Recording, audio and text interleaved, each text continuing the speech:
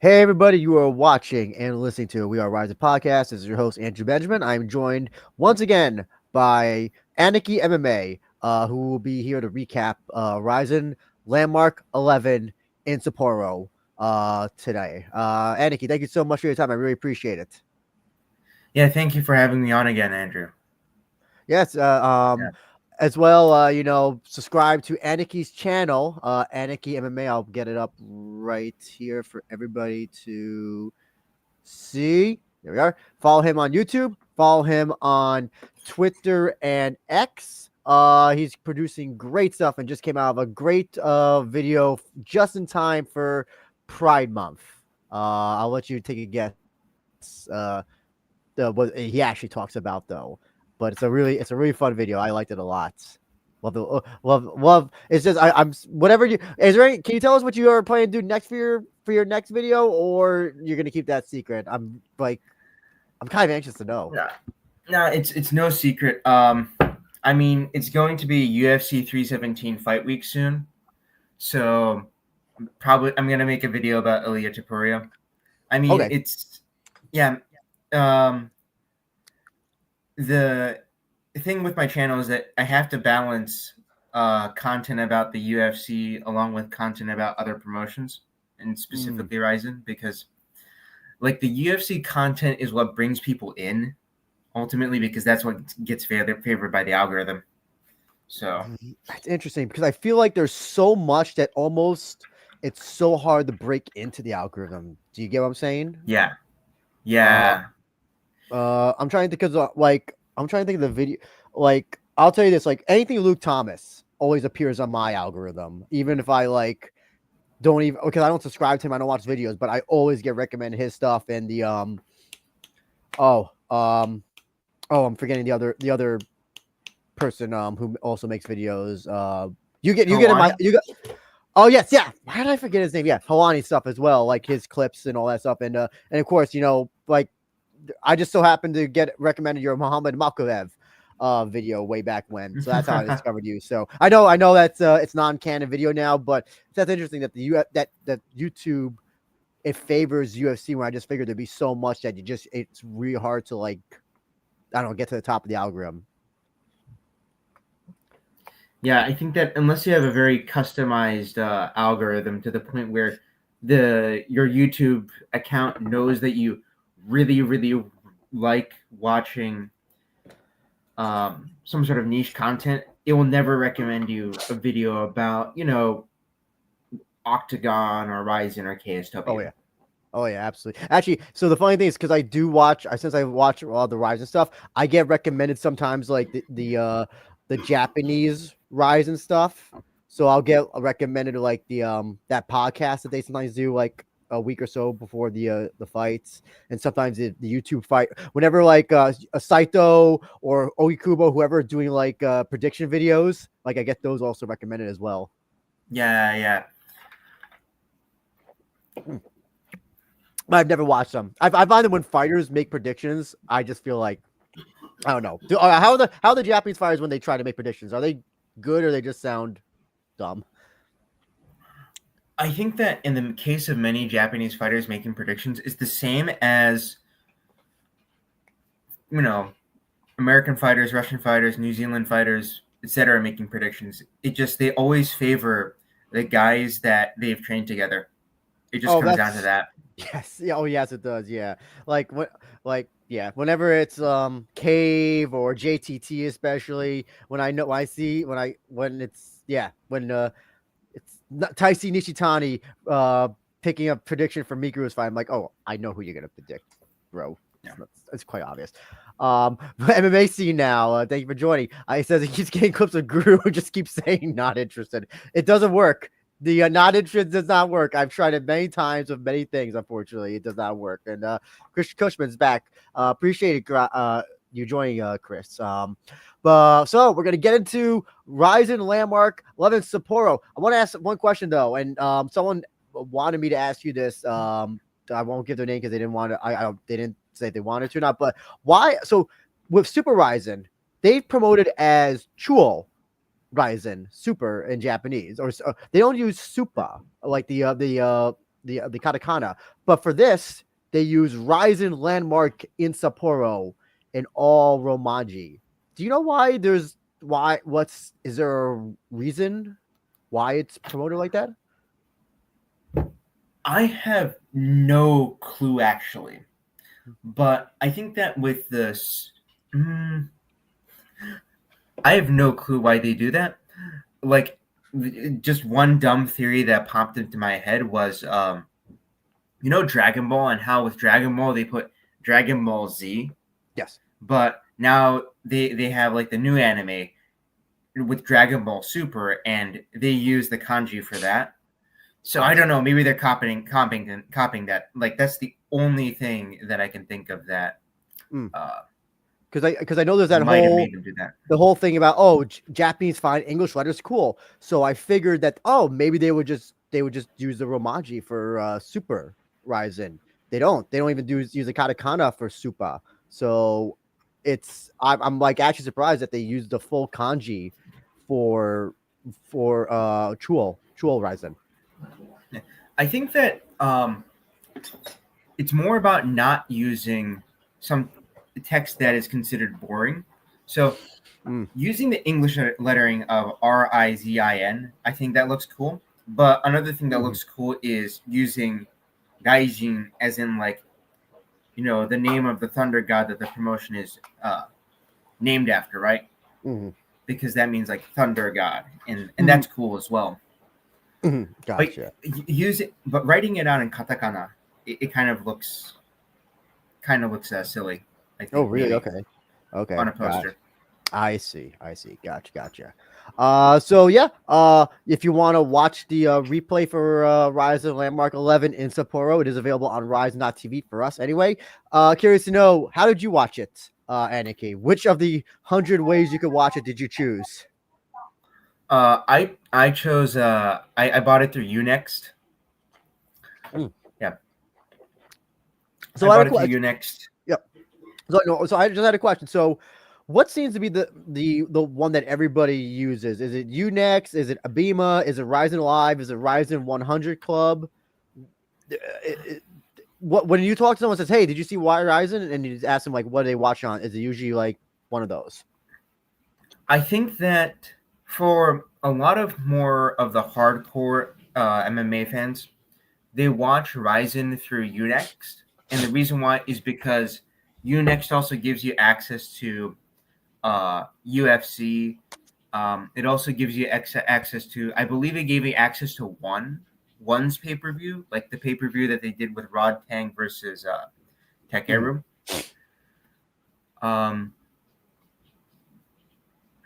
Unext also has a bunch of other shows and animes on there. So I think that it's like a subscription service that kind of has everything. So everybody ends up using that. Okay. But I also do know a couple people who watch like the RIZIN Live thing because of the fan club, I believe. So yeah, for me it's Unext, but I think a bunch of people buy it through other means as well. Gotcha.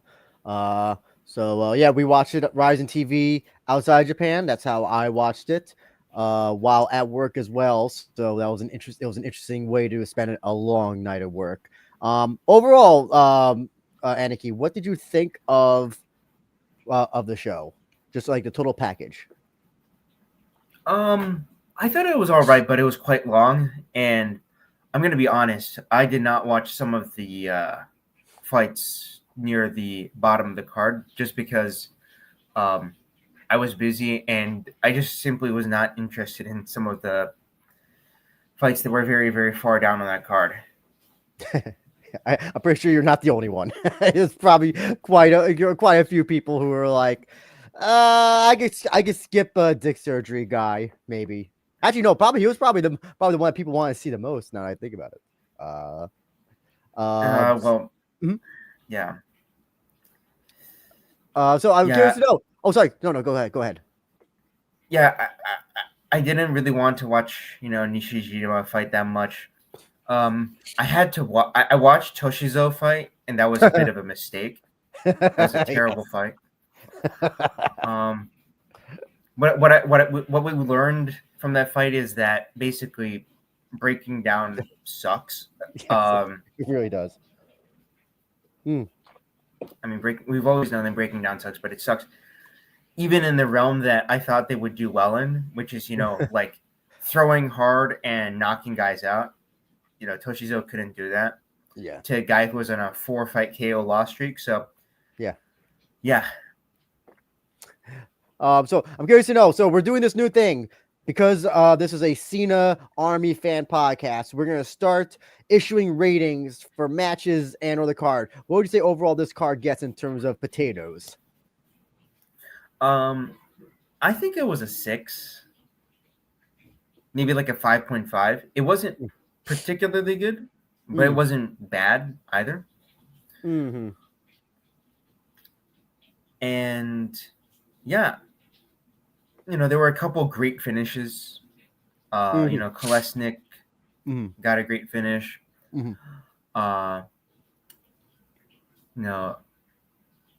Tatsuya's like Ando Tatsuya, that was a great RIZIN debut. Knockdown into choke. Oh yeah, I can't wait. I can't wait to talk about that. Yeah.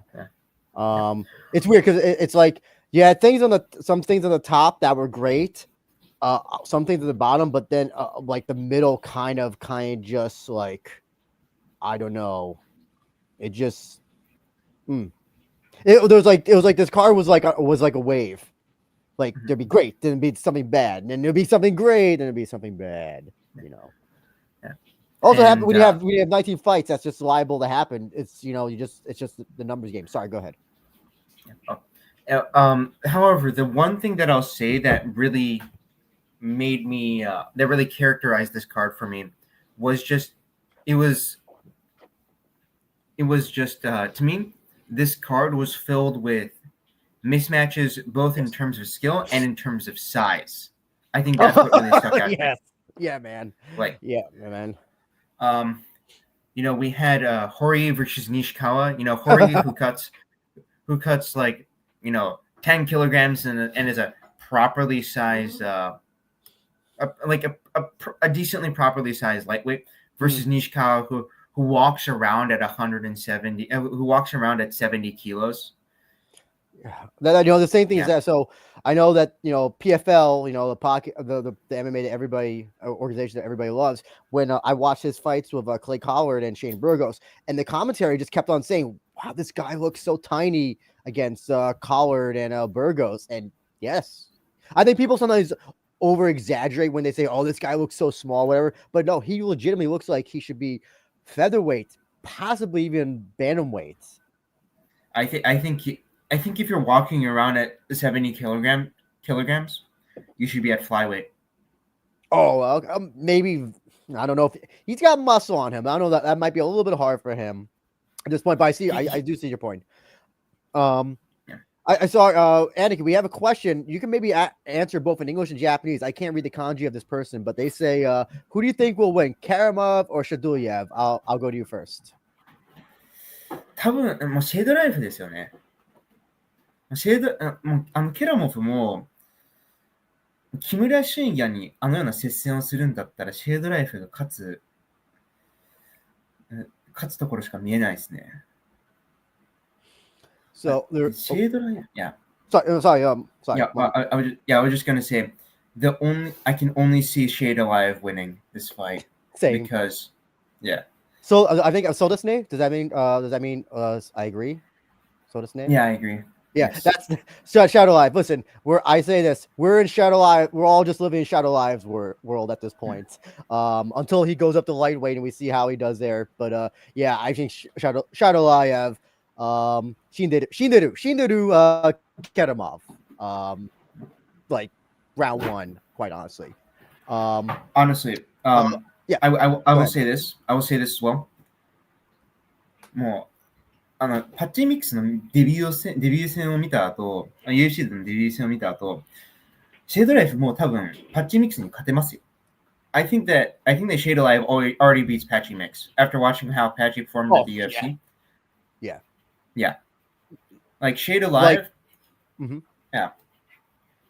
Shade Alive would have like a good fight with Volkanovski and John Silva already. That's how good he is.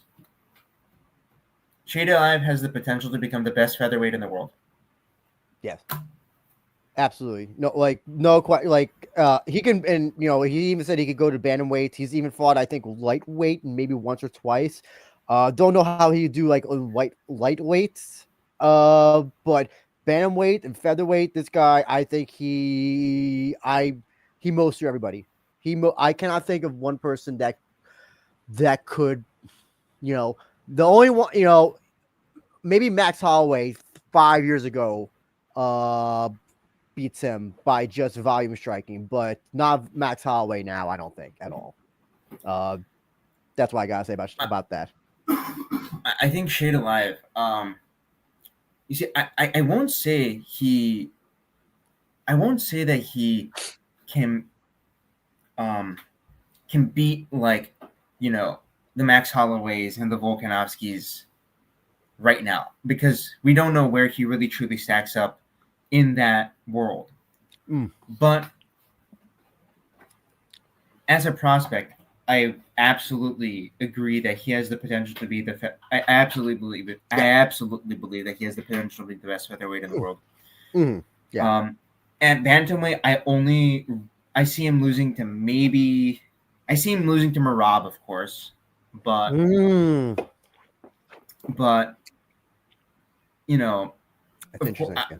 like Merab will take Shade Alive to a decision. I mean, he always takes guys to decisions, but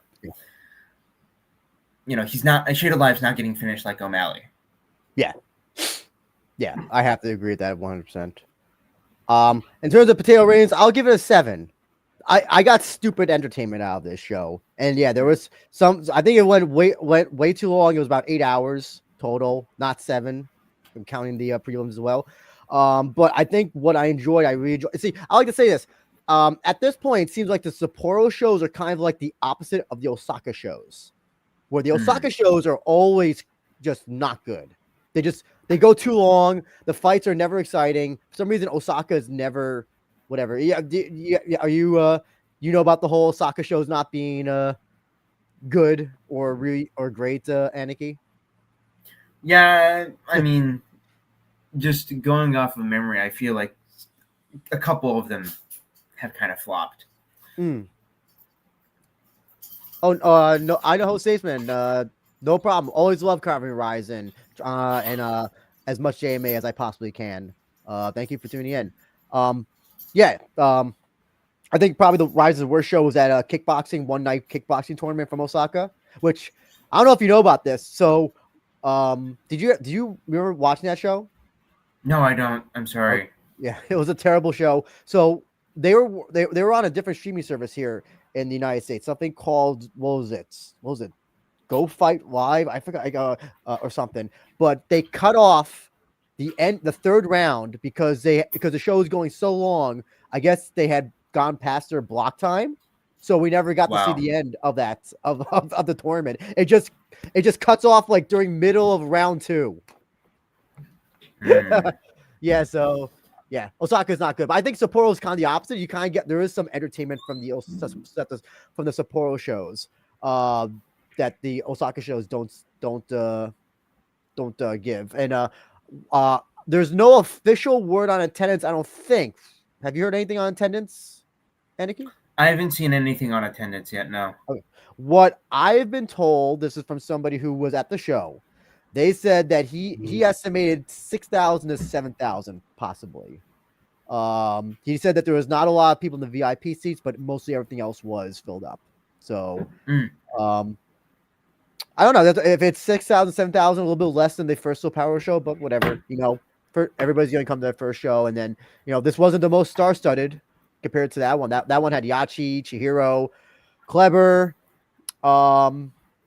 Nishitani as well. So didn't have Kubo as well. Oh, Kubo, sorry, Kubo. Yeah. He had a terrible match with Karate Kinoshita, I think, on that show. So yeah, when you have less stars, less people are going to come out. So I don't think there's any I don't think there's anything to cry about, or it's fine. It's fine. Anyway, let's just blast through the preliminary garbage, if I may. I'm gonna get the stuff up from oh my god, I just lost the thing. Do you happen to have it in front of you, Aniki? Wait, I'm just gonna. Oh, never mind. I just got it up. Sorry about that. There we go. Okay, I'm just gonna blast. Oh my god, Tapology has the has a submission wrong that really makes me angry. Okay, I'll get to that. But yeah, Takashi Noto beat Yuki Narita for second round armbar. Shuto Hayashi defeated Dick Surgery Kyohei Nishijima. Yukito Morinaga defeated Daiki Kobayashi by arm triangle. And this gets me angry because it is not an ankle hold, according to Tapology. Suguru Hayasaka did a toe hold to Arashi Suzuki. Yes, that was a toe hold. Why the fuck is it? There's no such thing as an ankle. It's not an ankle. It's an ankle lock. First of all, you can't. Okay, whatever. As a jiu-jitsu guy, it's probably it might be like a translation error, right? I wonder if oops. Oh shit! My bulb went out. I wonder if how Wikipedia has it, because Wikipedia tends to be a lot more accurate. I find sometimes. Let me see what did Wikipedia call it. Okay, they say toe hold. No, Wikipedia has it as a toe hold, so they get it right.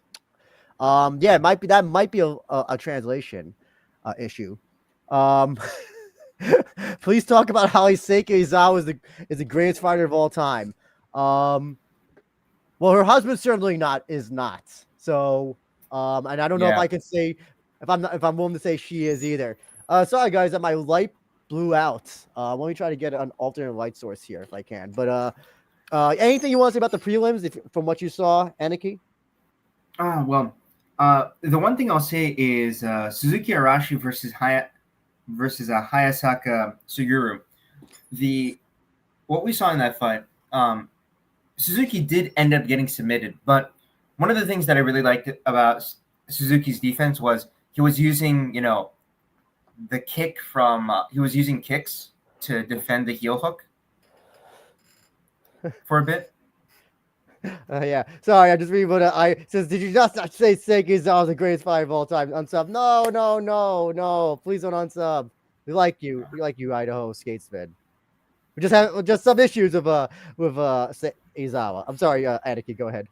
Yeah, but he was using those kicks. I think from was it 50-50 or yeah? Well, I forgot. Yeah, I thought he was from 50-50. I thought he was hitting him in the chest at first, and then they showed the replay, and it looked like he just kind of like lightly tapped Hayasaka's head. So unfortunately, we can't go back and watch them because they don't archive their prelims, and we don't have them available here on RIZIN.TV. So actually, here's another funny thing. So when the show started, I'm trying to think when the first finish was of the main card, but Judge Michael Schiavello said that whatever match had that finish was the first finish of the night, which made me chortle because that means he did not watch the prelims. Go ahead. Yes, you see, I still have access to the prelims. Oh, probably because you're in Japan. Yeah. I know if you have a VPN, you might be able to access them through the next YouTube, I think. Yeah, but let me just go through this a little bit. Yeah, I really liked Suzuki defending the leg locks through those kicks. It's just that he, it just comes down to that grappling difference. Just that grappling difference, right, in that fight. Here's the one thing I've learned is about Hokkaido fighters. They're all fucking big guys. They all look like they work on fucking farms, and they all look like they just have old man or farmer strength. Yeah, they all seem to have that like farmer strength. I agree. Here's the one thing about the prelims that I'm a little bit, I'm going to specifically bring up Hayasaka in this case. He's already been on the Sapporo prelims the last time they were here, and the one thing I just don't like about that they bring these regional guys, they get a big win like he does or Morinaga did. They're just never going to get another chance to do it unless RIZIN comes back, and then if they do get another shot, they'll be stuck in the prelims again. There's no At this point, there seems to be no upward mobility for them, which I kind of find a little bit disappointing because at least, say what you want to build about UFC, PFL, you're in the prelims, you eventually work your way up. You can work your way up to the main card eventually. I think part of that also has has to do with Hayasaka's age. He's 40 years old. So, but if he's defeating guys that are twice as young as him, I mean, it just feels like it kind of sucks that he cannot advance farther in RIZIN, no matter how many times he wins on the prelims. That kind of like a thing is like, oh, how do you become a star? You start getting wins, then you get bumped up, and then people want to see you because you start winning fights, or you put on exciting fights. And that it seems like I always say that RIZIN seems to have like two folders. Fighters who are made for the main card and who they're going to use continuously, and fighters who they just want to use one time. And I think that another thing. I think that with RIZIN, they also have two folders in terms of like, there's obviously fighters who are just fighting for entertainment and because they sell tickets, and then there's fighters who are fighting because they're actually skilled. Mm-hmm. Yeah. Yeah. And the guys who sell tickets tend to be higher up on the card than the guys who are actually skilled. Like Hayasaka probably submits Nishitani in the first round. Yeah. And, you're right. I know he probably doesn't sell as much tickets as probably Nishitani does. So, but yeah, I wish there was just some sort of, because I think that's what Sparra kind of implied Landmark was going to be a place where veterans could face younger guys, where guys on losing streaks could come to get wins back. And I feel like it's kind of lost that. It kind of hasn't gone that direction so far. Yeah, like right now, to me, this RIZIN, this particular card, it was just there seemed to be like a lot more international fights, I feel. Yeah. Idaho Skatesman has an interesting question. RIZIN making money. What is the current state of RIZIN as far as growth productions? Well, they are a private company, so I mean, unless you know something, Aniki, that they say in the Japanese press that we don't, as far as I know, they're making money, and they just are doing good with ticket sales. I don't know if there's anything else you can add. I think that they're doing great, and they're doing great just by the partially. I think they're the second biggest MMA promotion in the world now, just by default, because PFL and ONE have been declining. I've made a video on this, but it's just Ryan Bader and Ariel Helwani have gone out of their way to say this, but RIZIN is probably the second biggest in the world now. I mean, of course, it's like the UFC is at first place, and then RIZIN is at like 101st place, but still, second biggest in the world. Yeah, that's second most successful in the world. That's the best way to put it. Do you want to say anything about Nishijima?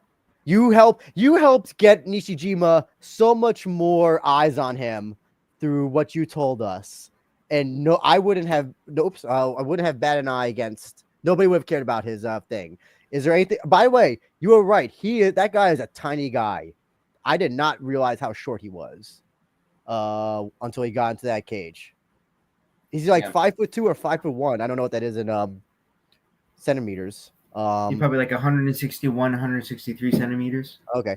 Yeah. Did Nishijima impress you at all? No. Yeah.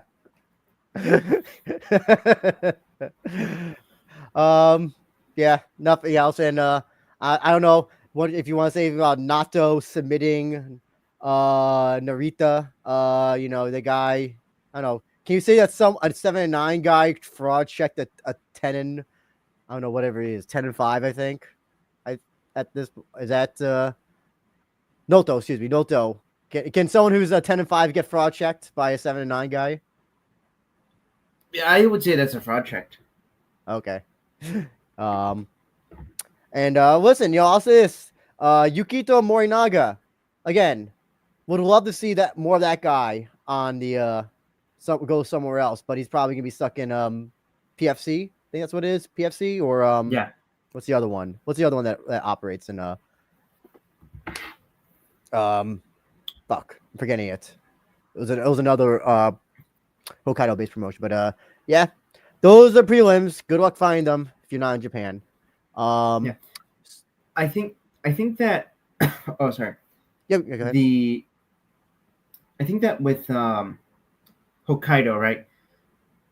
And specifically like PFC, you're just going to have fewer. You're just going to, PFC struggles from the problem of being a regional level promotion in a less populated region of Japan. Yeah. So you're just going to have less talent because there's going to be fewer up and coming fighters. Oh, we got an interesting comment. This is for you, Aniki. Idaho Skatesman says he watched your video. He said it was awesome. I do feel like it was a little too hopeful as the business of MMA is slowly being swallowed by the UFC. Maybe I'm pessimistic. I'll let you respond to that. The way that I see it is that the business of MMA is already swallowed by the UFC. It just how we as fans and how other promotions can get the UFC to vomit it up at this point. Right. Mm-hmm. So, one thing that I like to do is whenever I always make sure to buy the RIZIN pay-per-view, and then I send everybody screenshots of me buying the pay-per-view, and I say, Dana White hates this. Dana White seethed when he sees this. I'll also say this, and you could probably attest to this, Aniki. Listen, as long as RIZIN's doing good, I'm kind of happy. You could just say whatever you want about Europe. I'm kind of not into. I don't follow KSW and Octagon that much. I don't know if Shuto Brazil is still a thing. But as long as RIZIN's doing good, I'm happy because you could, at least for now, UFC is not. They're not trying to get their claws into Japan again, for the time being. Yeah. Well, they're trying to get their claws into Japan. It's just that it all depends upon how Kaya Sakura and Kyoji Horiguchi perform. Yeah. If Kaya Sakura loses to Tim Elliott, I think he gets cut. Especially when he's getting paid. Yeah. Yeah. He's getting paid a lot of money. Mm-hmm. Oh, the Shuto Brazil streams on UFC Fight Pass. That's why I didn't even fucking know that. Okay. All right. Well, they're part of the monopoly now. Yep. Listen, you don't want them to be, keep all that MMA separate. Oh, he also makes an offer to you. He wants to get you on his show sometime to talk RIZIN. Aniki, Idaho. Just go to his YouTube channel or go to his Twitter. I think you can be messaged there, right? Maybe. All right. Yeah. Okay. Yeah. Go. Yeah. That'd be great. Yeah. Right before we get into the main card, just want to give a shout out to the sponsor, Each Room Bar. You can use the code WAR at checkout for 25% off your first order. These are healthy protein bars. I got cordyceps, turkey tail, reishi. Great for a workout, pre-workout, or if you just need something to keep you satiated for the day. Go to eachroombar.com, use code WAR at checkout for 25% off your first order, and you'll be supporting the podcast. You're letting them know, hey, we like this guy. We like this guy's takes. We like this podcast. We like the guests he bring on. So please go ahead and do that. Eachroombar.com, use code WAR at checkout, please. Going back to the card, we're going to go from the top down. So I will kind of say you were right about Karamov, but I'll also contend I think Kimura looked good, even though Karamov basically had a 3-round decision, based at 29. I would say either 30-29 or 29-28 him.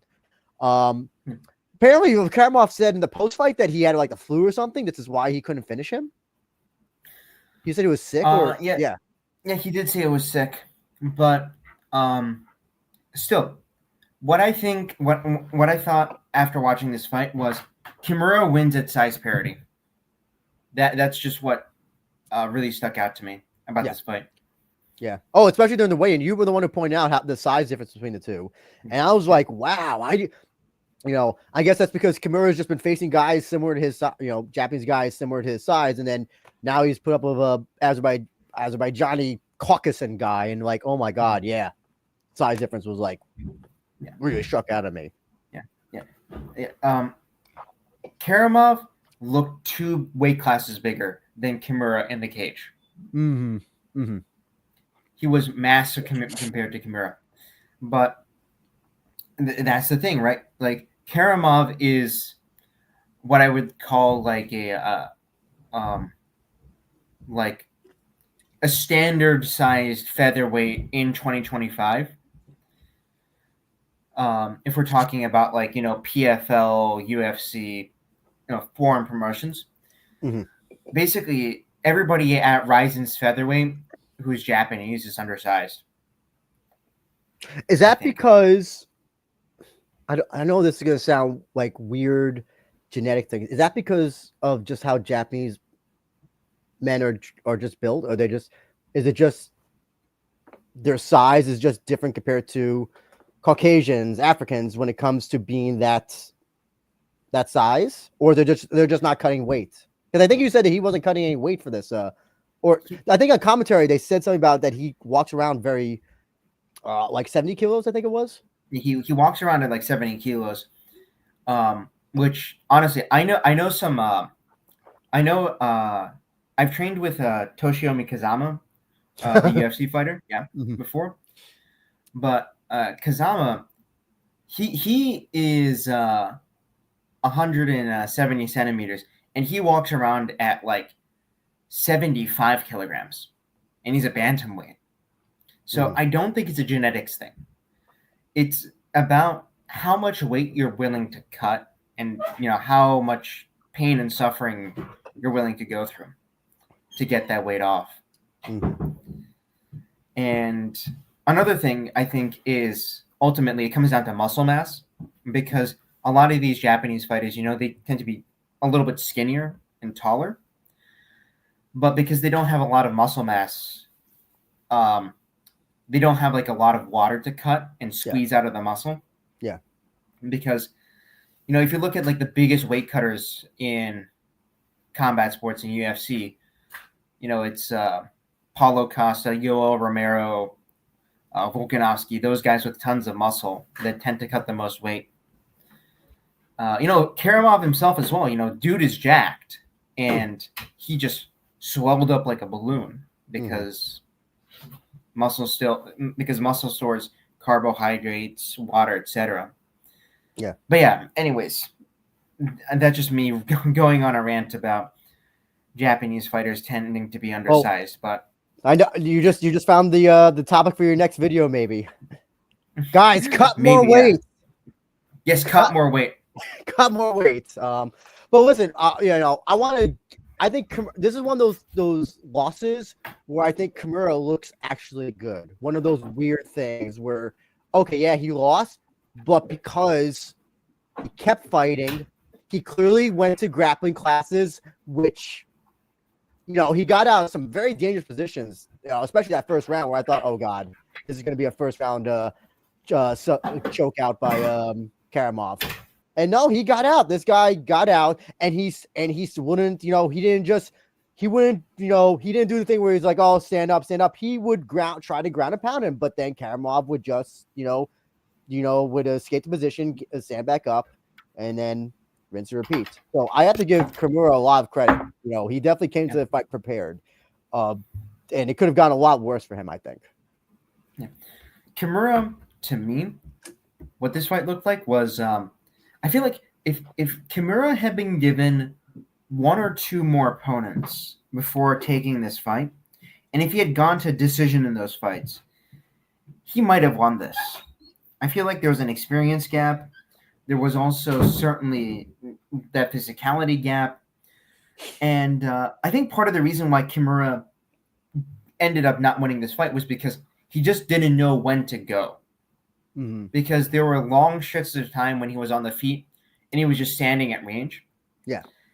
And if Kimura had just known, I need to push the pressure now, I need to go now. Yeah. Then he might have been able to win on points. Yeah, I know. I could definitely contend with that. What do you think? What do you think they're gonna? So presumably they're gonna do Karamov and Shuya next, which I don't think they should. I don't know. Can you do a fight like that 1 month, just 1 month away, or is it? Let's see, June, July. Yeah, 1 month away to Super RIZIN. I say don't do it. You know, even Karamov. I think Karamov even said that like I think he was asked about that. He kind of was like a little bit reticent. He kind of said like he wasn't so sure about taking the championship fight against Shuya. Like if I'm Karamov and you know, because you needed more than 1 month to prepare for him. Go ahead, sorry. Yeah, like you need probably like a 3-month training camp to prepare for Shuya Live. And with Karamov, right? He got cut, I think. Yeah. Oh, yes, yes. Right. I think it was right under his right around his cheek. Yeah. Yeah. So, he still has that. You know, apparently he had the flu. He definitely cuts a ton of weight. So, I think that in the case of Karamov, he should wait until New Year's, and then instead we have Kolesnik, who also fought on this card. We should have Kolesnik fight Shidolev instead. Gotcha. What about Kimura? What do you think should be next for him? Should he be given? Would you suggest he gets a layup for his next fight? Should he fight another high-level guy? What would you do for him? Ooh, there's so many good matchups. First, I want to see. I would like to see him go down to bantamweight, but if he stays at featherweight, which I think he's planning to do, I think that, you know, Kubo Yuta might be a decent matchup. Isn't he taking a break though? Isn't he running for? He is taking he is taking a bit of a break. He is taking a bit of a break. He's also there's also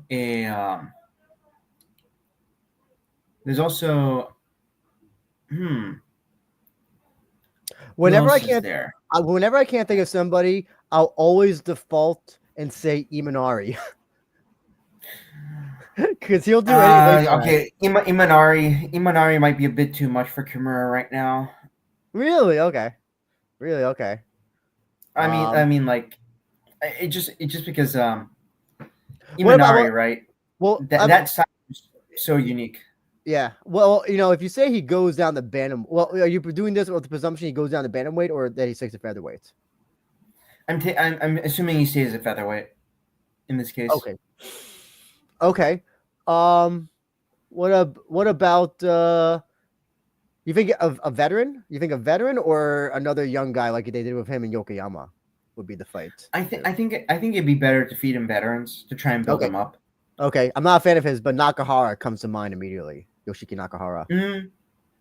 I can see that definitely. That's a winnable fight for him, you know, and you know, I think Nakahara is well past his prime. I don't think he has it in anymore, and I think you got to do that with him, or maybe I mean, I presume he's still fighting. If you want to do him against another striker, Setsuya Seki. But I feel like if you see the problem is that if you give him too many, you have to kind of start to give like those.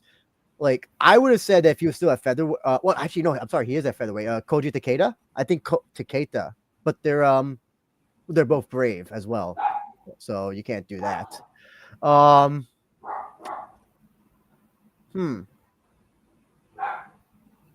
Who's a good grab?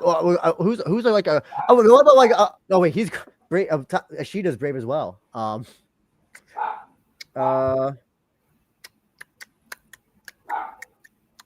would almost say he should just go down to bantamweight. Forget featherweight. Go down to bantamweight. You can have him fight Kashimura, Jinnosuke. That would be a good fight. Yeah, that'd be a good fight. You know, they both fought on the same card. Timeline wise, they should match up decently well. Yeah. Although I don't think Kimura didn't take a lot of damage either. So. Oh no, I would argue that probably Karamov took more damage. I would say. Probably. Yeah, Karamov probably took more damage. But I would say I get this fight 8 potatoes out of 8. You want anything out of 10? Excuse me. Any amount of potatoes you want to give this fight? I'd say 6. I'd say 6. Mainly because this fight was kind of boring because Karamov just kept on trying to take Kimura down and trying to sub him. Yeah. And Kimura just defended everything. So it was a defensive masterclass from Kimura, but there wasn't much happening on the feet. And I feel like if we just look at the fight itself and we take Kimura's potential as a prospect out of it, it was quite a boring fight. Mm-hmm. I got you. I understood that. We're going to be moving on to the co-main. Yoshinori Horie, Magic Hands, welcomes Yamato Nishikawa to RIZIN by pummeling his face in. Dare I say fraud checked, or was he never never good? Okay, here's the other thing as well. So I looked up Nishikawa's record, and I saw a name on there. I'm like, I've seen this name before. Aniki, you ever hear of Hokuto Ueno? Does that name sound familiar? No, I'm sorry. Okay. That does not ring a bell. I was like, I know that name. Where have I heard the name before? I looked it up.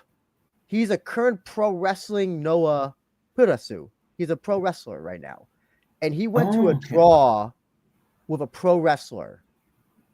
And I'm like, if I had seen that beforehand, I'd be like, okay, this guy was never a prospect to begin with. This guy has actually always had a padded record. And yes, I'm convinced Nishikawa was never a prospect, always had a padded record. He had the right people to beat and the right people in his management. And yeah, I don't think he was ever this prospect. I think he would have gotten killed in UFC if he had his fights. He obviously got killed in PFL.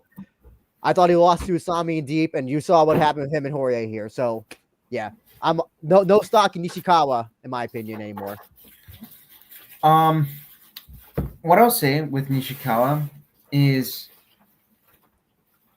a lot of his fights, he did them when he was like 13 years old, apparently. Yes, I saw. Yes, yeah. That was when he had his pro debut. Yeah. Yeah. I can't believe, we were still having children's fights back in 2016. Ridiculous. But Ohio's is a little off the reservation, as they say. So I think you could probably get away with there as opposed to Tokyo. Yeah. But what I'll say is with Nishikawa, he made the excuse of, there was a physicality difference after the fight. No shit. Okay, sorry. That's just okay. And what I have to say is, Nishikawa, you should be fighting at fucking flyweight. You are a flyweight. You are not a lightweight. You weigh less than 70 kilos after, this guy weighs less than 70 kilos. This guy eats to make the lightweight limit. Mm-hmm. Yeah. Mm-hmm. Horie had a good performance and smoked him. Exactly. And however, that's not because I think that Horie is like incredibly good. I mean, he's still good, but Nishikawa is just so tiny. He was tiny for featherweight. He's now even tinier for lightweight. Why is he fighting up there? I don't know if he could do flyweight. I mean, that's the extreme weight cut. As somebody who probably walks around the same as Nishikawa, the one time I did a flyweight grappling thing, I thought I was going to just die. I think bantamweight could be a happy medium for him, honestly. I think he could be very competitive there. Yeah, but were you able to make flyweight though? I was, but it was a struggle. It was a struggle. It was an incredible struggle that I would never do again unless somebody paid me a lot of money. But it was a super fight, so that's why I did it. Well, Nishikawa, maybe we should pay him a little bit more money then. Yeah. So, like, what do you think? So, this guy got a big spot on the main card, Hokkaido, his hometown. I'm actually surprised he didn't get the RIZIN for the. Was he? Actually, I don't think was he still in PFL at the time when the first RIZIN show happened in Sapporo. I thought he was released by then. Maybe. But regardless, do you happen to remember? Actually, I can check this right now. Okay, yeah. He was in PFL back in. He lost to Shane Burgos in June of 2023. Okay, yeah. So I think the Sapporo show was around April. So he was okay. He was in PFL. Okay, gotcha. So it was kind of interesting because obviously they put him on the co-main for a Hokkaido show. He's a Hokkaido guy, but you'd figure that he, coming off the PFL, coming off the failed UFC thing, that they would have scooped him up. Deep got to him first, surprisingly, Kobe Day has something interesting. I saw this on someone mentioned this on X, and you can maybe provide some backstory. Nishikawa was a big conspiracy guy who explains a lot. I saw the Japanese talking about his weird kanji on his shorts, which is related to some cult. What was that whole thing? Because I was using Google Translate. I was kind of like confused about the whole thing. Do you know what he's talking about, Anakin? Yeah, actually, I haven't looked into it. I don't know what exactly the kanji means. I didn't look at. I didn't see the photo of the shorts or anything like that. But yes, Nishikawa is known as a big conspiracy guy, and one of the things that people are worried about, apparently, if Nishikawa were to win, was his post-fight interview. Is he like the Bryce Mitchell of Bryce? Yeah, basically, yeah. I kind of wish he won because now I'm like really curious to know what he would have said. I'm really okay. I might have to just cheer for him for his next fight just to get just to hear the post fight, the post Nishikawa thing. Yeah, apparently Nishikawa passed on a contract with one championship because he refused to get vaccinated. Oh, he's not the first. I know a bunch of American fighters that were offered when Japan was letting people come in for business and RIZIN could start getting foreign fighters. I know at least two that refused to take the vaccine. I also know a bunch of fighters in Japan who did not. A lot of fighters in Japan did not take the vaccine. Kitakata was it Kitakata? Kitakata, I think, was one of them. Mikuru didn't. Oh, I didn't know about Mikuru. Oh, okay, I didn't know that. Okay, that doesn't surprise me. But okay. I know I'm surprised that RIZIN didn't bring him in like immediately, just given where he fought, and I guess his prospect value. So what do you think? Is he going to be a guy you think they're just going to have for the Sapporo shows, or you think they're going to bring him back for a numbered show in the future? Ooh, that's a good question. By the way, Kome Day, yes, that is him. That was a whole thing. Shu talked about him better on his podcast, so you can, if you want to go back to that archive, I suggest going to Shu Hirata's podcast. Sorry, Anakin, go ahead.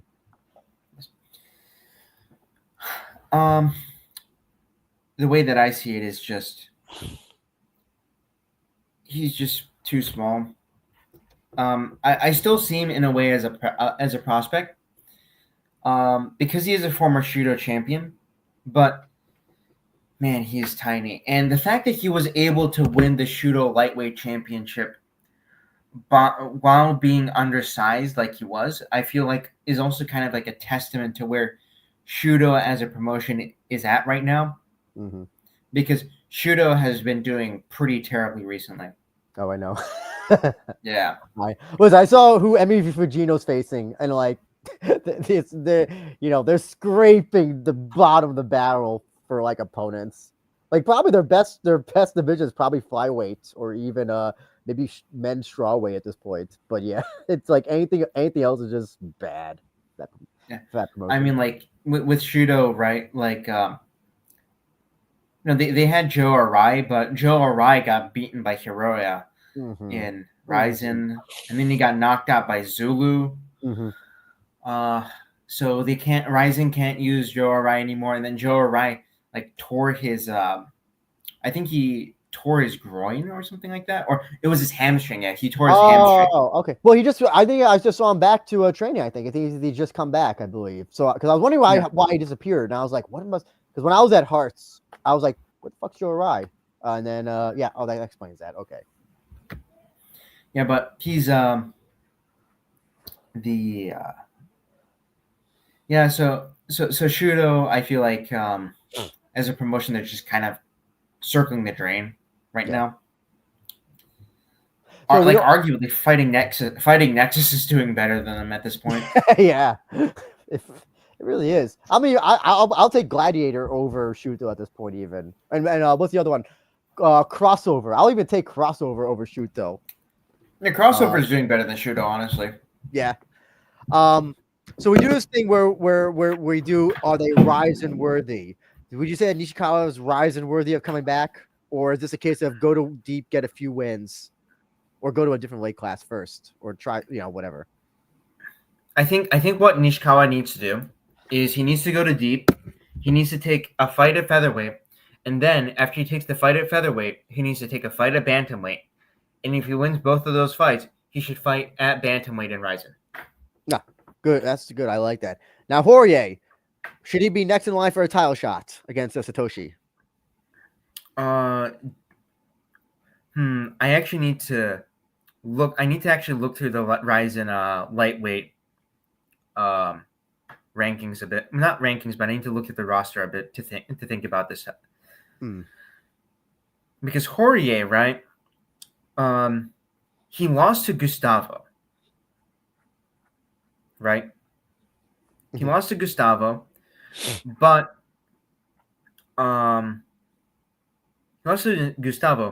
then Nomura Shunta, right, has beaten Gustavo, and Nomura Shunta, or Shunta Nomura, sorry, I'm thinking about him in the Japanese, but Shunta Nomura, he's now facing Patricky Pitbull at Super RIZIN 4.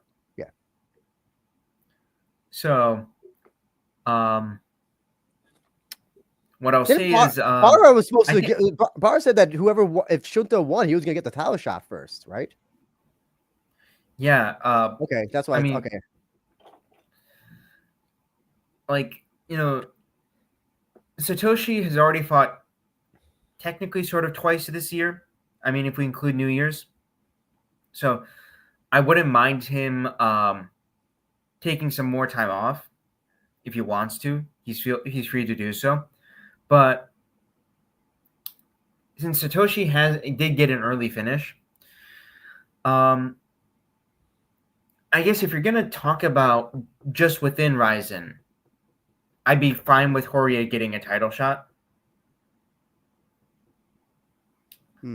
But man, I wish that there was somebody better, or like somebody who was coming off of more than just one win that we could give a title shot to.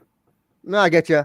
But this is the thing about RIZIN. RIZIN's kind of set a precedent, with the Uzawa fight, that you don't even have to get a win. You don't even have to be a champion to face a champion. There's kind of no rhythm to the championship, because remember, even Gustavo took a long time to get a title shot.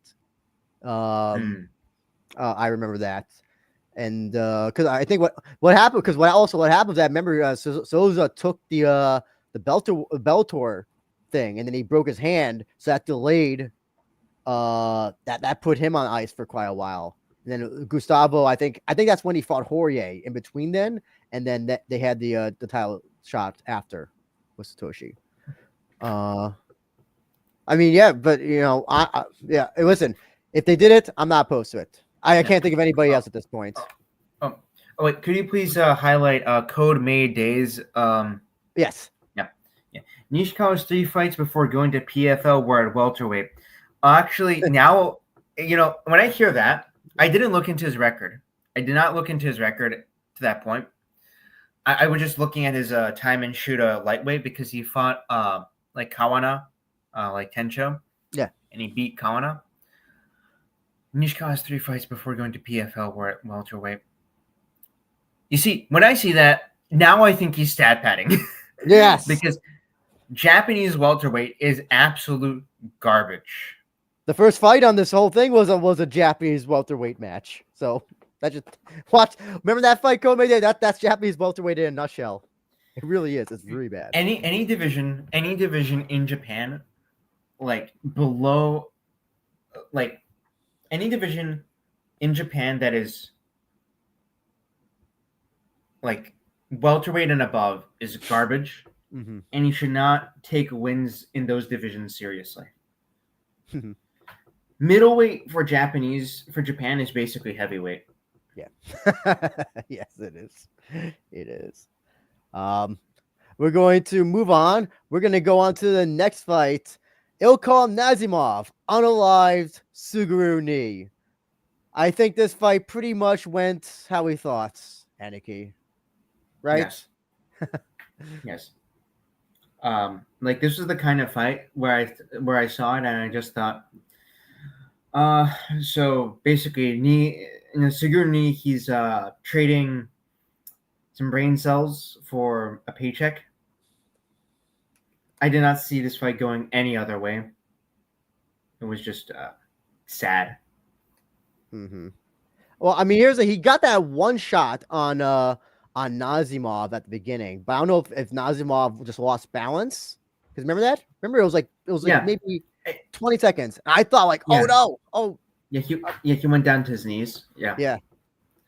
I think that was more of a slip than anything because knee was just crashing into Nazimov. So yeah. By the way, on English commentary, Michael Schiavello thought it was a body shot. Like he hit the body, and like Damian Brown, he kept on talking body shot, and Damian Brown kept on interrupting him, saying, tried to interrupt him, and after like Schiavello stopped talking, he then said, "I think that was a body shot, mate," or whatever he said. Yeah, but yeah, that was it. I immediately thought of Belford Silva. That's immediately what came to mind. Yeah. But this was actually, I think this one was a little bit cooler. I think this one was a lot cooler. Yeah. Like you just like ball of the foot to the chin, just bam, slept him. Completely out cold. Yeah. And Mohammed brings up a good point that Nazimov is a great fan of the Azerbaijan show. There's only been not counting the guys that have been already used, Tofik and whoever. He's the only guy that they've brought back. And I worry about that'll be the same thing at the Korea show. They'll just pick one guy who they'll use for their future shows, and then they'll forget the rest. But yeah, no. I'm baffled though that he.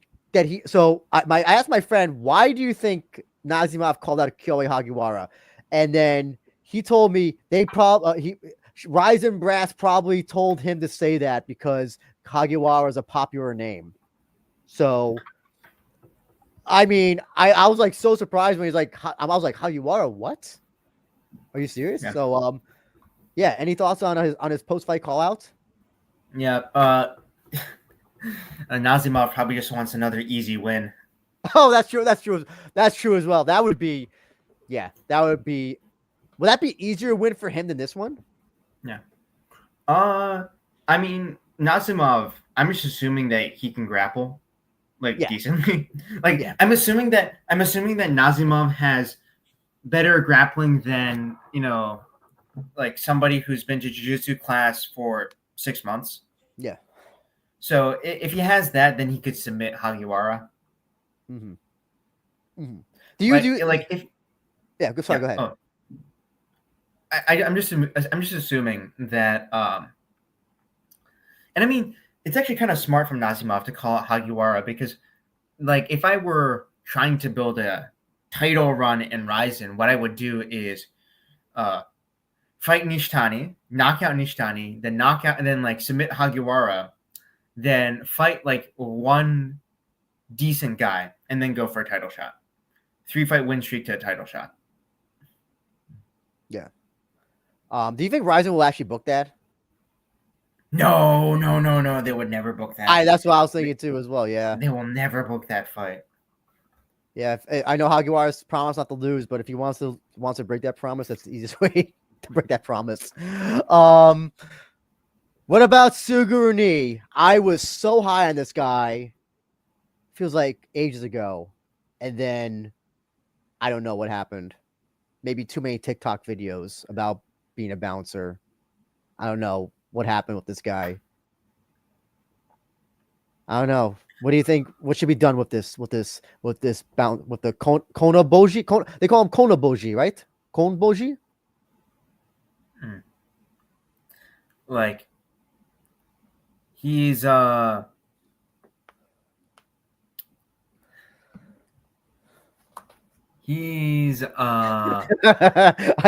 think that's like, all you. yeah, You're I saying don't it know what to without saying say. it. Yeah. Yeah, no, I think the honeymoon's over. I think this guy's cooked, unfortunately.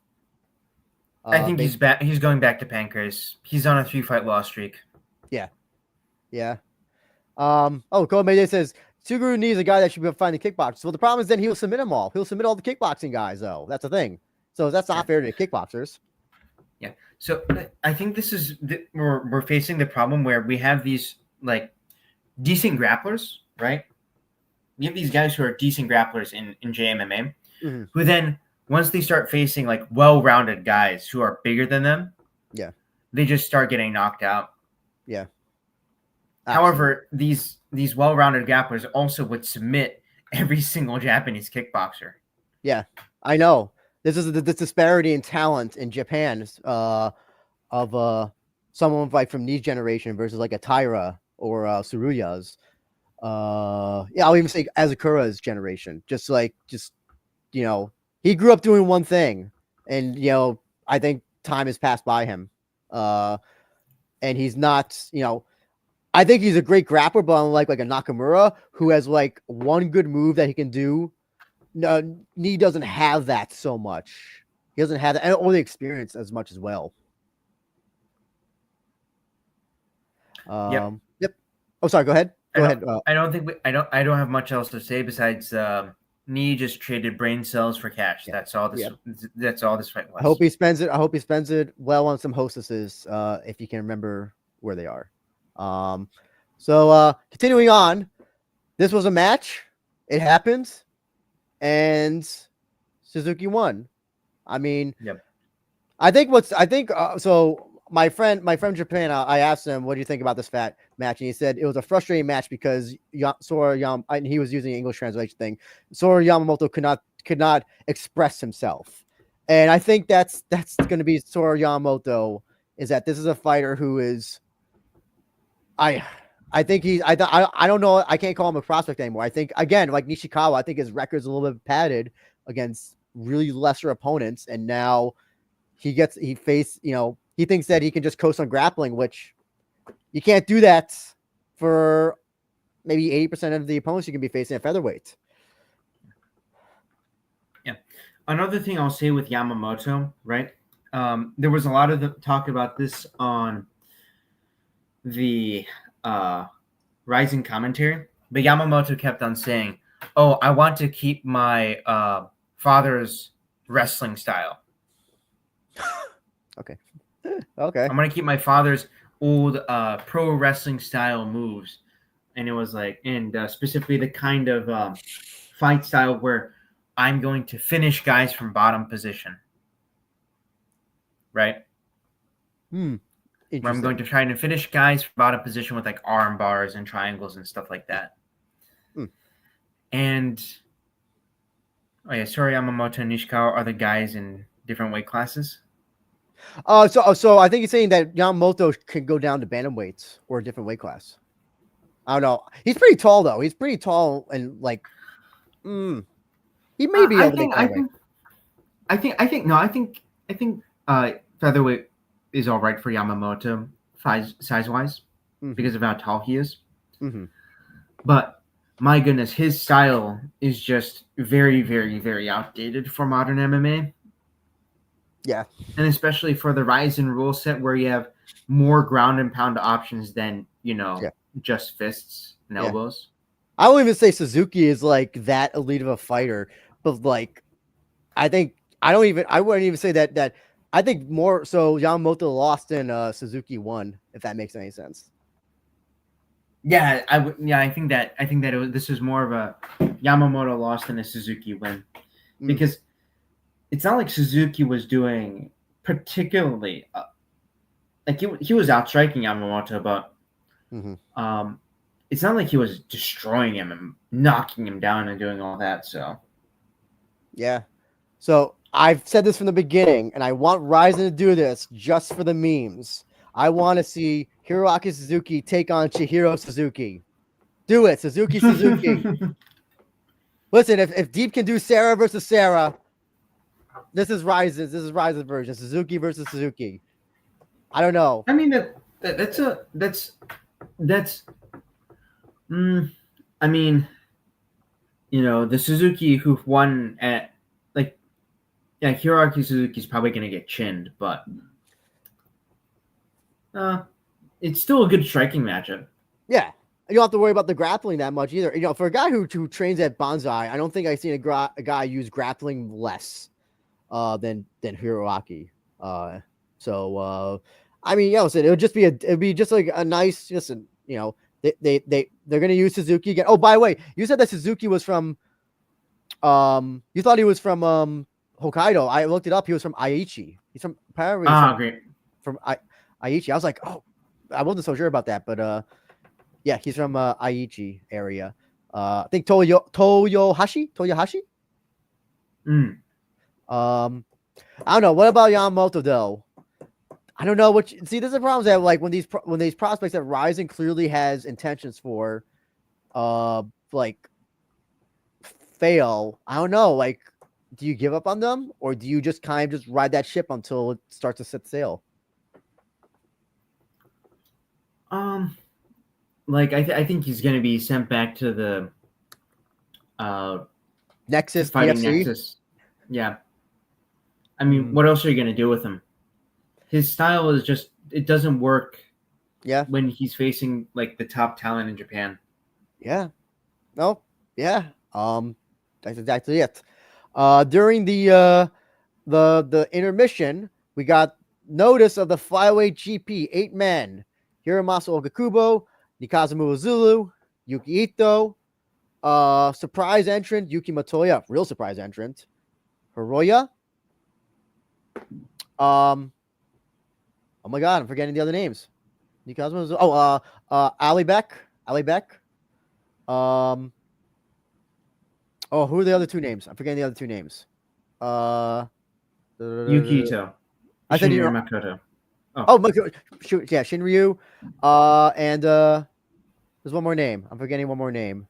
I said Okukubo, Zulu. Urson. Urson. Yeah, thank you. Muhammad says Yamamoto versus Suguru Ni, but they already fought. I think they fought I believe they already fought already. I believe Yamamoto beat him. I believe. I'd say Yamamoto versus Nishikawa, but I think they're at the same gym. There's that one gym in Sapporo that they're all at. The Power of Dream, I think it's called. Power of Dream Sapporo. Yeah, I think that's where that's where Yamamoto's from, and that's where Nishikawa is also from. But flyweight GP, what do you think of the choices? And overall, overall thoughts, Aniki. Oh, come on, something positive. Oh, by the way, I just wanted to confirm. Yamamoto has beaten Suguru. That's what I thought. Okay, I swear. I think I was like pretty sure he did. Okay. Yeah. Anyways, what was I going to say? Flyweight GP. So with this flyweight GP, why did Soya not get a slot? Yeah. So I saw that in the that Barra was asked about a reserve bout, and he said possibly didn't he mention Soya possibly being a reserve against Dodson? No, not against Dodson. But I thought he mentioned Soya specifically by name. Did he do that? I thought I saw him say that. Actually, I need to look that up. Okay. I'm gonna look that up really quickly. It is questionable because you have two guys who've lost their last fights. You have one guy who's who hasn't been flyweight in 100 years. So I'm a little bit, I'm not overall disappointed, but I'm just kind of like, what's the logic behind how some of these guys got chosen and how others did not? Because Jose Shori Torres says he never got the call. Obviously Dodson's not in it, Soya's not in it, like you said. I guess you want to say Matoya is a deep representative, but listen, I think that you could have done Yamato Fujita possibly for that. No Ito Sachiro Kobe Day, which I know you wanted so bad. No Pettis. No Pettis as well. I mean, if he's still even doing the flyweight thing anymore. So Pettis is fighting Rafael Stotts in PFL. Oh yeah, I forgot about that. I should know that. But yeah, so it feels like these were names that we've been seeing, continuously for the last how many years of RIZIN, and they just decided to just, we'll keep them all. Yeah, I'm sorry, I wasn't able to find anything on So yeah. So this is what Kobe Day says. He says Soya isn't consistent enough for the schedule for the GP due to his condition. Well, I think,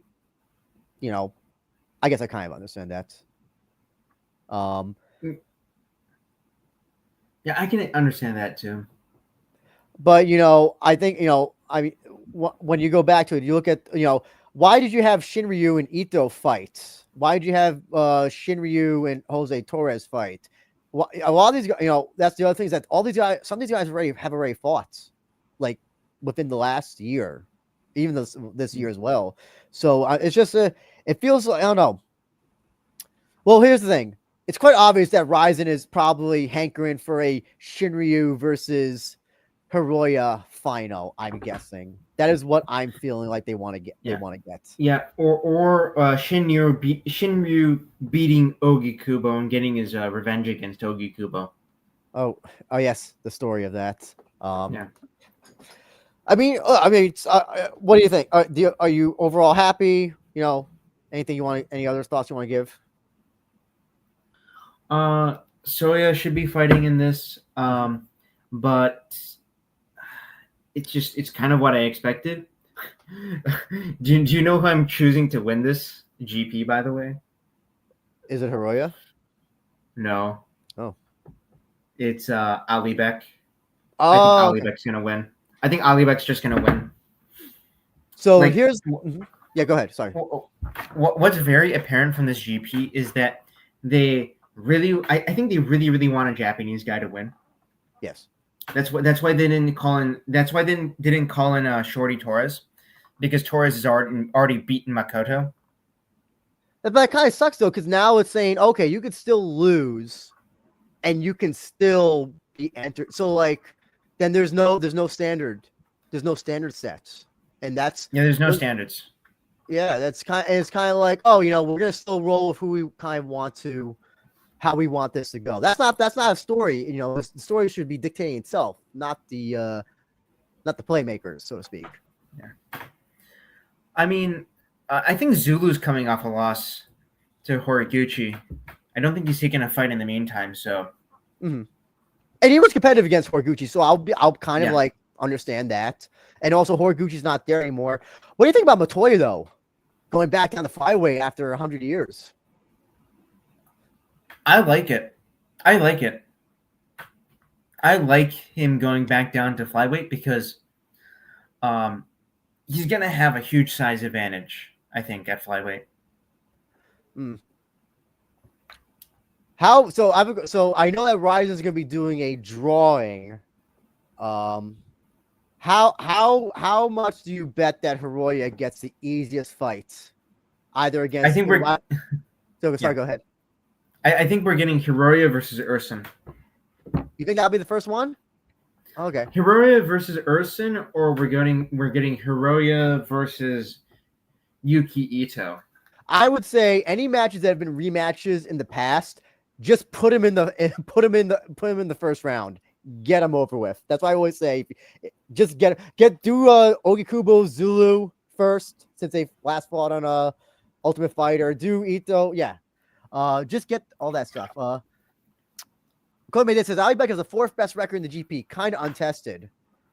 Yeah. Yeah. He's kind of untested, and he's also kind of untested in terms of drug testing. Oh, that too. But yes. Yes. We know about the kind of substances that people from that part of the world tend to use. Islam Makhachev and meladonium. Usman Nurmagomedov in his 2 no contests. Yeah. Sorry, Mohammed has a great. He says if it's Roy versus Okubo, they'll restart the draw. Remember when Bara did the draw and it was who was it? It was Ueda versus Shibisai, and the look on his face when he pulled out the things. That'll be his face. Like even like more exaggerated if it's Hiroya versus Okubo in the first round. That's funny. But yeah, they'll be announcing things. I believe this month. They're gonna do a drawing, so look forward to that. Moving on with the show, as you correctly predicted, Body Shot by Kolesnik. I mean, yeah, you got it right. You got it right, Aniki. You can brag. Well, I said, yeah. I got the limb and the side of the body wrong. Yeah. I said right kick to like the body. Oh, okay. Yeah. But here's the thing. I said what? Oh, sorry. Go ahead. No, go ahead. I said right kick to like the solar plexus, but fine. Go ahead. Yeah, I was gonna say when I saw Sasuke grapple with Kolesnik and like take him down, I'm like, oh my god, this is how this guy's gonna fucking win. And luckily that did not go the way, because I was like, because we debated how does he win this, and I was like, is this guy gonna just grapple this guy for 3 fucking rounds? And that did not happen, luckily. Yeah. One thing that I saw was this Instagram post of like Kolesnik, I think Nazimov, and there was like one other guy from like that sort of like Caucasus Russian region, and they all train at Tiger Muay Thai. Yes. If I were a Japanese fighter, what I would do is just go and train at Tiger Muay Thai so that I do not get matched up against these guys. Yeah. I think that's what isn't Clever. That's that where he trained. That's where he trained Muay Thai, I think, for a bit. I think that's where he trained, right? Tiger Muay Thai. Yeah. That's where Reina is also training as well, who is not injured and is not running from Izawa. Yeah. So you think that you said before, you think he should be next for Shadolayev, Kolesnik? I mean, he took no damage. Yeah. He got a KO. I think Kolesnik, he's undefeated in RIZIN, right? Yes, he is. Yes, yeah. He is. Well, he called out Koji Takeda. He called out Koji Takeda. Yeah. Yeah. And he thought that Koji Takeda was winning a lot in RIZIN. He didn't realize that Takeda got KO'd in this last fight. He's been gone from RIZIN for so long. He thought Takeda was probably still on a winning streak. Yeah. He probably thought. I don't even know if I don't know if he was even thinking like featherweight or lightweight. Because I know that Kolesnik has done lightweight before. So I wonder if he was thinking like, oh, come down to featherweight, something like that. Felt like that was Sasuke's punishment for picking Road to UFC twice over RIZIN. Oh, Muhammad. Oh my god. Yeah. Oh, wait, see that comment. Sorry, I. Yes. I mean, yeah, that guy got a lot of chances in Road to UFC, like an absurd amount of chances. What do you think? Do you think they're gonna bring? Do you think they'll bring Sasuke back, or do you think he goes back just fights in Shuto, mostly? I do not want to be his career manager right now. And yes, you're right. Kobe Shuto boys getting destroyed. Yeah. Shuto has just been declining. Basically, I feel like deep deep is where you got to be nowadays, right? Yeah. By extension, maybe Pancreas as well. But like if you're in deep, you basically have an open you almost have such an easier time to make it in RIZIN at this point. Yeah. Even internationally, what's his name? Mando Gutierrez is now in PFL, and he fought in a deep as well. Yeah, and with Pancreas as well. Pancreas, I think like the Neil Blood tournament system, that's really good for developing prospects. Yes. Yeah. So like maybe if you're like just starting out your MMA career, you want to be in Pancreas, but if you want to like get into RIZIN or build a decently big name, you want to be fighting in deep. I mean, like deep gets so many views on YouTube, it's crazy.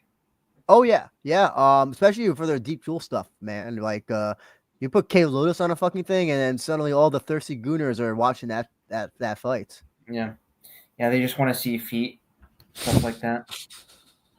Yes, they do. They do. Speaking of disgusting feet, I guess we might as well talk about the lone heavyweight match. Heavyweight Grand Prix. Alexander Soldakin won slowly against Prince Anala. What does it say about a guy who cannot finish, a guy who's basically cannot see out of both eyes? Anarchy. It just what it says to me is that there's two possibilities. Number one, maybe his arteries got clogged, from being a heavyweight. And then number two, maybe the EPO ran dry during the bout. Mm-hmm. I mean, listen, credit to now. This guy, one eye is swollen shut, the other one has a cut above it, and this guy is still fighting and doing pretty darn well. And here's the thing. I didn't think that Soldakin was gonna be out grappled by a fucking Muay Thai guy. I was so surprised by that. So I almost wanted Aonala to win by like the end of this fight. I knew it was gonna happen, but I don't know. So out of all the GP fights, is this the best one? I don't know, because even Barra said that this fight was bad in some ways. And this was the best one, but it would have been so much better if Soldakin had just knocked Prince out in the first round. Oh man, I wish Prince won. I wish Prince won, man. Just like I gotta give a guy who has both eyes basically unusable, and he's still tagging the guy in front of him. And like, I mean, that's credit to him as a fighter, man. There's a reason why that guy beat Kaiju Killer. Yeah, I agree. So Muhammad says this is the best fight from the heavyweight GP. So it's not a big standard though. Standard's pretty low for the heavyweight GP right now, Muhammad. Hey, you know what? Since we're already talking one heavyweight fight, we might as well talk about the other heavyweight fight. Sina Karimian is now an undefeated MMA fighter. I am so happy for him. Yes. Thoughts on this fight, Anarchy? Pretty much went how we thought it was going to go. Yeah. It was a bit of a snoozer. Yeah. But Sina won, and now we're probably going to see Sina versus Sudario? Versus King Edapolo probably at New really? Year's Eve. Not Sudario? Because it sounded like Sudario was he wants to fight Sudario. Yeah. He wants to fight Sudario, but Sina, he's just made his MMA debut, but he's quite old as a fighter, right? He's like 38, I think. So I feel like that'd be a good matchup in terms of experience-wise for Edapolo. Mm-hmm. And name value wise, I feel like, they're kind of similar, considering how many events Cena's been in and how consistent he's being, right? With these events. How consistently kind of mid he's being, I guess. Yeah. I'm disappointed though. It seems like Cena's cutting back on the antics, though. I don't know if somebody got in his ear and says, don't pull that shit here. because it's been a lot. Or if it's like if he has like this thing where like the more he respects opponent, the less he'll do shenanigans. Like obviously, like with Claudio Andrade, whenever he fights him, just like shit goes wild, and the Onpo fights. But it seems like there's been less and less Cena shenanigans. Yeah, I want to see more eye pokes, more groin strikes, more. I wanted shitty white belt grappling. I wanted to see that shit, especially from heavyweights. I want to see I want to see really shitty grappling. Co-main day. There is a reason why that guy beat Kaiju Killer. Kaiju Killer was undefeated when he fought Prince Onnawa. Please, this is still a Kaiju Killer love podcast, even though we're happy Cena won. What about this? And now that he's made a return to the big stage of breaking down, Aniki, do you think the dream match of Cena versus Boruto can happen sometime down the line? I'd say it's possible. Certainly possible. That would be the greatest. That might be the greatest fight of all time if that actually ever did happen. I would. Anything that RIZIN did after that I would not be able to compare at all. What about Kaiju Killer, man? Is he just gonna be a guy relegated to Nagoya shows from now on? I hope not.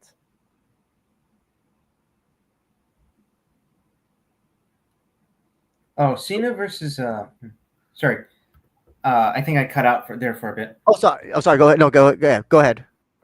Oh, I was just reading another comment from Muhammad. Cena versus Ryo Sakai. Yeah. Oh, I think Ryo Sakai is a little bit too. I mean, he's chinny, but I think he might be too advanced for Cena, like right now. Yes. Yeah. Yes, I would agree. Is Boruto the first meme fighter in RIZIN history?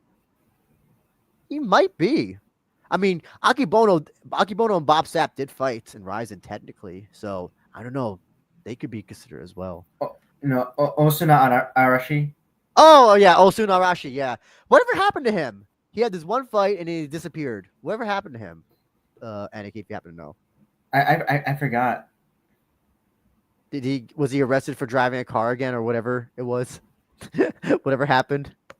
I don't know, because he was training with Josh Barnett. That was what he did for that fight with Bob Zapp. He actually trained with Josh Barnett. But what do you think? Are you all on Cena as an MMA fighter? I want to see more of Cena in MMA because I feel like there's more wild shit he can get away with. Yes, I think so MMA. too. I think so too. I feel like his goofy style fits MMA so much. Same here. Continuing on, we're gonna move on to the prospect fight. Goto beat Jinnosuke Kashimura. Thoughts on this fight, Aniki? Like this came down to I feel like when people talk about like striker versus grappler matchups, right? And people say always pick the grappler. I will never pick a grappler like Kashimura. I'm sorry, it's just like when you don't have that. If you don't have like basic sort of like boxing ability on the feet, you're gonna just get pieced up. And I think that's what this fight really taught us.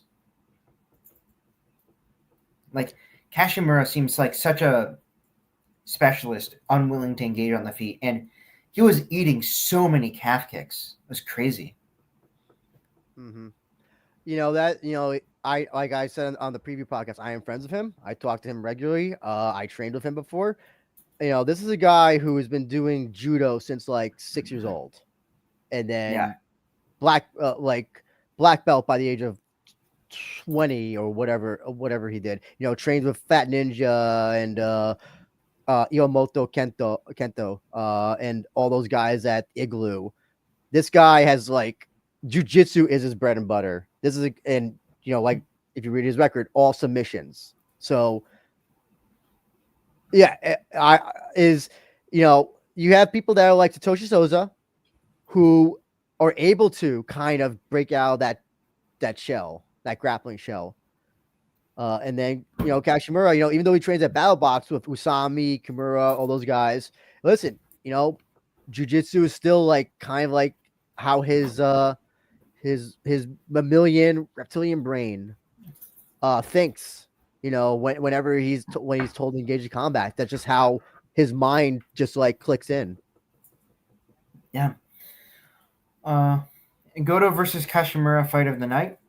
I can see that. I can argue that. I'll argue something else might have been, which was an MMA fight. But in terms of Goto, let's see. You know, do you think who do you think would be a good opponent for him next? I hope this guy's not just for Hokkaido shows. You know, I want this. You know, I want this guy. You know, they did a great fight of him versus Junior Hubino as well. That's where he got the first twister, the Trent Girdham fight, the second twister, I think it was. Yeah.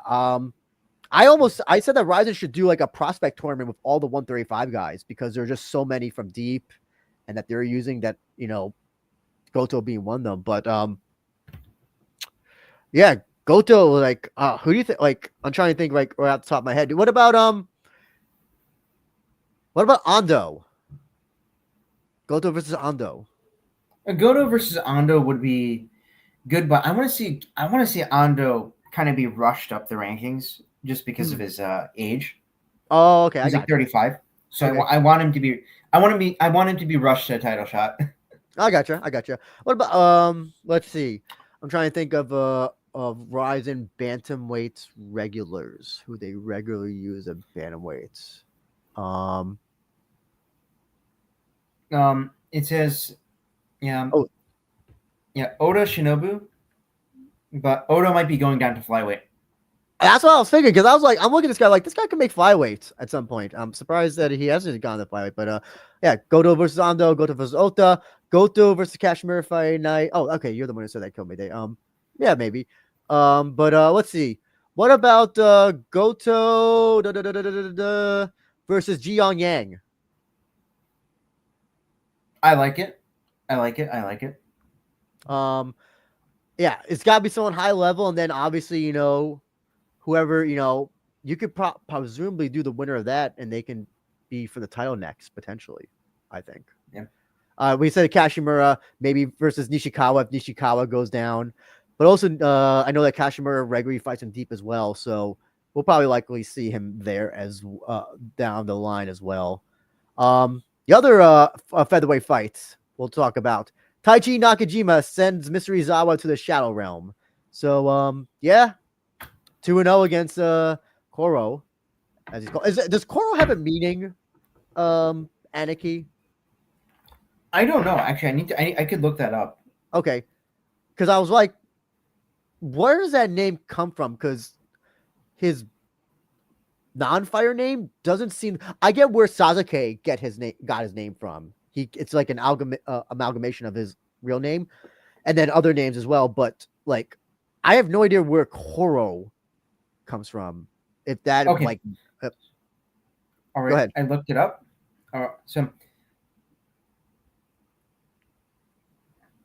So the name Koro it comes from when his senpai at the dojo called him Korosuke instead of Kosuke, and Kosuke is his real name. That's so dumb. I thought it'd be like, Kosuke is his real name. Okay, yeah, I know. Kosuke is his real name. I'm like, I thought there'd be like a cool story, like, oh, Koro means something like it means the kanji for it means fire, but he rather write it, or he rather write it in. It's like, oh, his coach mispronounced. This is like the lamest. It fits it perfectly for the type of fire that I consider him. One of the comments that I saw from the Japanese community was, well, instead of calling him Izawa's husband, you should call him Koroshite yaru, because korosu, right, means I'll kill you, right? So okay. They should have made it Koroshite yaru, right, instead of. So it's so funny. So did you like how I'm presuming you saw on the cameraman were just like focusing? They're like trying to focus on Koro, but like Izawa was right next to him, and you could kind of see like the cameraman's like trying to like almost get Izawa to come to the foreground with him. It's like that is the level that he's at, where his wife, his second, is more famous and more respected than him. I mean, I mean, it's yeah. she's an infinitely better martial artist than him. That's for sure. It's so funny because she's better than her brother. I forgot her brother's name, but who also fights as well. And her husband. Yeah, it's just also, man, like the fact that he bagged her. Oh man, that. I don't know what Riz Koro has, Koro Shiteru has, but he must have some major Riz if he's bagging someone like Izawa. Actually, I think it's because I'm gonna be quite honest. A lot of the Japanese community considers Izawa to be not that good looking. So Okay. so there's a yes. Yeah. Izawa's gotten plastic surgery as well. Oh yeah, so that I did see that. Yes, she got it on her nose, I believe it was, right? Was it her nose or was it her? Yeah. Actually, it's funny you say it. So I watched the preparation video of Joji Goto. His wife said she didn't want to be on camera because she was worried that people would say she was ugly.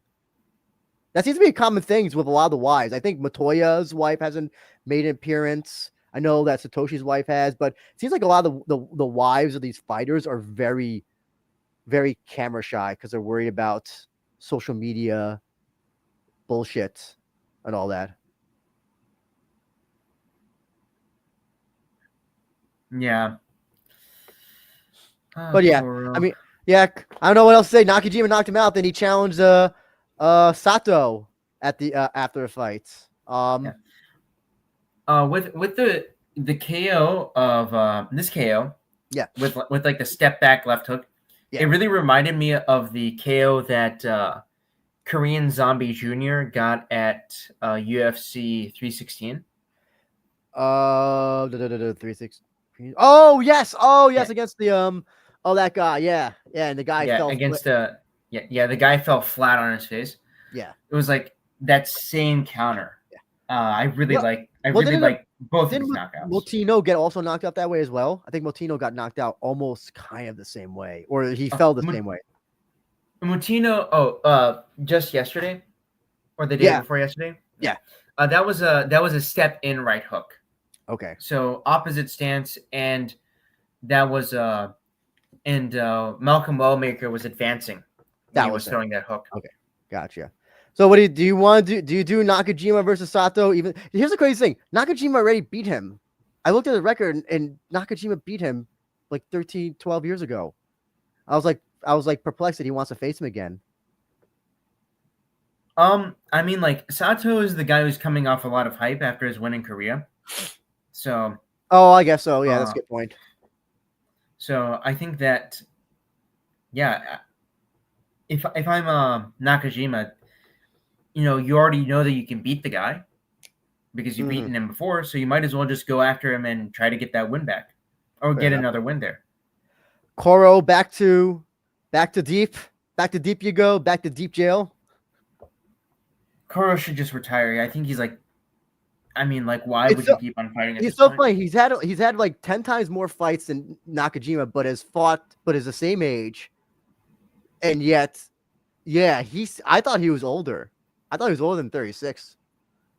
It's really that's just so interesting. That was like a really interesting fact that you brought up. Nakajima has so many wins that age in such a great way. Mm-hmm. Right? I mean, like he's beaten Sato, right? Yeah. But he's also beaten, like, and of course he beat Koro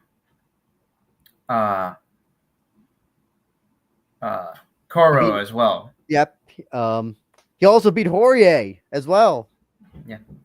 But this dude is also beaten like Dan Ige and Victor Henry. Yeah. Actually, wait, no, he lost to Victor Henry. But he's beaten Dan Ige. Yeah. I know he has a very deceptive record. It's a very interesting record to see. Like, oh, this guy beat that guy, but then he lost to that guy. Yeah, maybe Koro should retire, or I don't know, second Izawa from now on. I guess let's we're gonna go off the beaten path a little bit, so we can just kind of just go through them since we're running a little bit long time. You could just talk about Toshizo disappointing against Yuya Uzawa and their kickboxing fights, because now Toshizo is now what is he? He's a Yojimbo. No, not a Yojimbo. What is it called when you're a wandering samurai now? Maybe Ronin. Ronin, that's it. Yeah, Ronin, not a Yojimbo. Yeah. Toshizo is now without a promotion, and honestly, I don't think any promotion is going to be willing to sign him. And it's because he violated his contract with Breaking Down twice to take fights in RIZIN, and he's lost both of those fights in RIZIN. And neither one of those fights was particularly good, if I recall correctly. And this fight was pretty bad. It was, Toshizo just kept on throwing a right high kick, and Uzawa just defended it with ease. Did you said that Breaking Down is kind of losing its flair? Does that seem to be consistent now that these guys are? Do you think the Breaking Down bubble has kind of burst? People are getting tired of the whole shtick. Yeah, I think people are getting tired of it, and just today, right? I think you might have seen this in the Discord, but Akazawa, the guy who gave Ren Hiramoto his steroids, his SARMs, allegedly, has now been brought into yes, for legal reasons. Akazawa has been brought into Breaking Down, which is ridiculous. But he's facing Baruto, which makes up for it. So, but I remember last year they brought in those UFC guys. They brought in Tyson. I'm forgetting. Remember they brought the three foreign guys. One of them was a UFC fighter who lost. Was it Tyson Pedro? Was it? Yeah, Tyson Pedro. Okay. Tyson Pedro. And they did the Anpo Sudario, and they did the freak show stuff as well. I guess this could be Tyson Nam. Thank you, Komide. Tyson Nam. Do you think?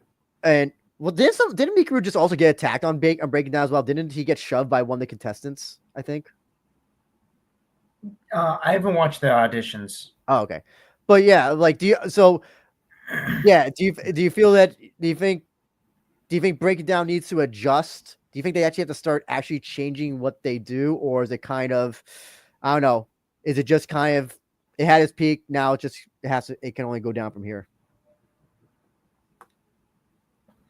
I think it's going down from here. I don't know how you can adjust that formula in order to revive it again, because Breaking Down just now consists of just guys being assholes and dicks to each other. The way that I would, if I were Mikuru, right? I know that Mikuru has better business sense than I do, but if I were Mikuru, what I would do is Breaking Down tough, right? So you get a bunch of these guys into. Breaking Down just sold 7,500 seats on day one for their next event. All right, never mind. I take it back. It's just I feel like everybody's kind of souring on it though. So here's the thing. I know what. But here's the thing. My understanding. So when I was going to consider going to Break It Down, when I was in Japan last time, my friend told me I have to be a member of the fan club to get tickets. Is that correct for all their shows, Aniki? You see, I just do not follow Breaking Down that much.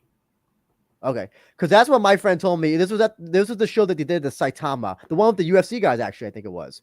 So I wonder. So if they sell 7,500 seats, I'm presuming that's probably from their fan club. But I'm guessing the general public, and Komei says here, Rise fans are super sour on it, including me. I guess the general public, the days of when I was in the subway and I could see 12 people on the Yamanote line watching Breaking Down highlights on their phone, seems to be not a thing anymore. Or is it's not a thing anymore. Gotcha. And what do you think that means for RIZIN? Because RIZIN at one point, I mean, they were going it seemed like they had a lot of Breaking Down guys or Breaking Down adjacent guys on their card. It seems like they still pull from there, but not as much, I don't think. But what do you think that means for RIZIN? You think RIZIN is going to still depend on these guys to kind of be kind of just like, oh, you're on Breaking Down, 1 million people saw your video, therefore we put you on a card, you'll sell tickets. You think, what does that say for RIZIN if Breaking Down loses popularity? I don't think Breaking Down losing popularity will really hurt the main RIZIN shows. It might hurt the landmarks though, because like with landmarks, you want to be investing a lot less money into the fighter pay while getting more ticket sales. Right. So it might hurt the landmark shows, but then again, it will definitely reduce the number of fights on these massive cards. Well, Komeda says it's been heavier than ever. Well, here's the thing: the Bangaichi thing. I think we're also considering, and also things that like people consider like I don't consider Hiroya like a Breaking Down guy or like Nishita. If you fought on Breaking Down, you're not. If that's where like Toshizo is a Breaking Down guy. That's where he first fought. That to me is he's a Breaking Down guy. Hiroya is a deep guy who then went on Breaking Down or went on Mikuru's coaching series, then went to Breaking Down. Nishitani, basically the same thing. Not Nichijima, Breaking Down guy as well. Just being on Breaking Down doesn't mean I consider you a Breaking Down guy, so to speak. Yeah, I agree. It's with Breaking Down. Yeah, the Breaking Down involvement in RIZIN seems heavier than ever, but I don't have the numbers. Like yes, there seems to be more Breaking Down guys on like these regional cards. I'll say that. Yeah, Deep just did their Breaking Down versus Deep guys, and all the Breaking Down guys got their ass kicked. So I feel like Deep's leaning more heavily into it. Deep seems to be leaning more heavily into it because, I mean, that's how you get a lot of the ticket sales. Like the one thing that I heard was that the Breaking Down, basically, when they did Deep versus Breaking Down, like half the audience left during the main event because everybody just wanted to see the Breaking Down guys. Yeah, I went to a Deep show where Hiroya fought. I forgot who he fought. Who was it? It was the same day it was the same show as the flyweight GP that Fukuda won. And after Hiroya's fight, like I swear to God, it felt like an exodus. It was like 30-40% of the audience just up and left, and I was like surrounded by orange seats on the west section of the Korakuen Hall.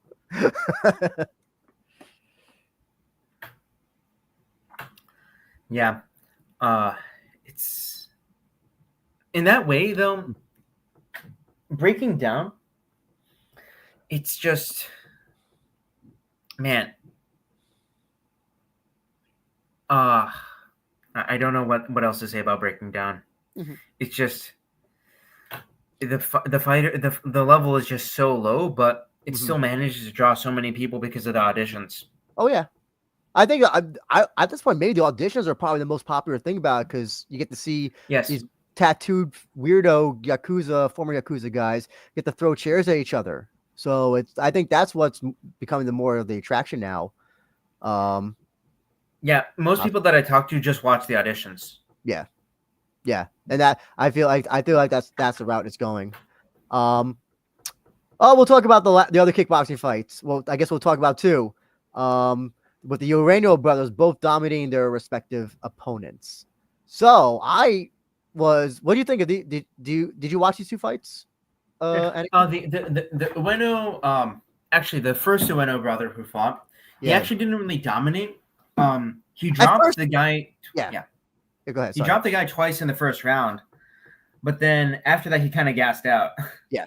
Well, I noticed that happened with both of them. They both got knockdowns in the first round, and then they kind of just never picked up that same pace going forward. Actually, Kensei Yamakawa, the first one, he fought the first Ueno brother, was kind of mounting a comeback almost. So, I mean, I don't know. I thought the Kanata Ueno Kensei Yamakawa fight was actually Friday night. I thought it was a really exciting fight, especially by that third round, because I thought it was gonna turn around. I thought we were gonna see a knockdown by Yamakawa. Yeah, I think that both of these guys, both of the Ueno brothers, I think they're going to be decent fighters, but of course they're not anything particularly special. Yeah. Right now, and the one thing I'll say though, right, if RIZIN is going to put this many kickboxing fights onto their cards, Yes. why did you let Takeru and why did you let Takeru go to 1? See, no, listen, that's the great thing. I love when RIZIN puts on like Anpo Buakau or Buakau. Like they do high level kickboxing matches really well, like amazingly. And then when they do this, it's like, yeah, it's I don't get it. I personally don't get it. Watching Buakau kill that steroid cheat Kimura was one of my favorite RIZIN moments. Mm-hmm. Oh yeah, Philip Minoru Kimura. Yep, yeah.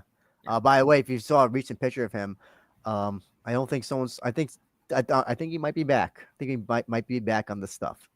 So yeah, he's got that gyno flaring. Oh my god, yeah, it's actually really disgusting. But yeah, good on the Ueno brothers. I guess we'll talk about the other shitty fight that happened, and then we'll just talk about the good shit that happened. And it was Raiki Endo defeating the Chinese jobber. Man, here's the thing. I'm gonna say this right now: is Raiki Endo like the best? Is he the best worst fighter to ever come out of like Hokkaido? I would put him above Yamato Nishikawa. Like, I think he's actually better than him, but like, man, this guy is allergic. First of all, the facial hair he came out with was absolutely horrendous. My God, like he looked like a goat. He looked like a goat. Actually, he looked like who's the Azerbaijani fighter who has the bowl haircut, who has the same exact haircut. Oh, Zalgas Zumagulov. Yes, right? Yes. Remember he just posted like a picture. No, you mentioned, was it you who mentioned that, like he posted a picture of like another Asian fighter and he said, "This is my Asian brother," and then I think it was you. Was it you who said that, like, "Oh, but you're both from Asia"? Oh no, that wasn't me. That wasn't me. That was you. I'm sorry. I didn't say that you're both from Asia. Oh, okay. Also, Zalgas Zumagulov is from Kazakhstan. That's technically Asia, right? Yeah, that is Asia. That is Asia. Oh, here's the so Kobe Day says one has better competition, which weighs heavily in Taku's minds. RIZIN couldn't offer that. I guess so. Maybe. Yeah. Yeah.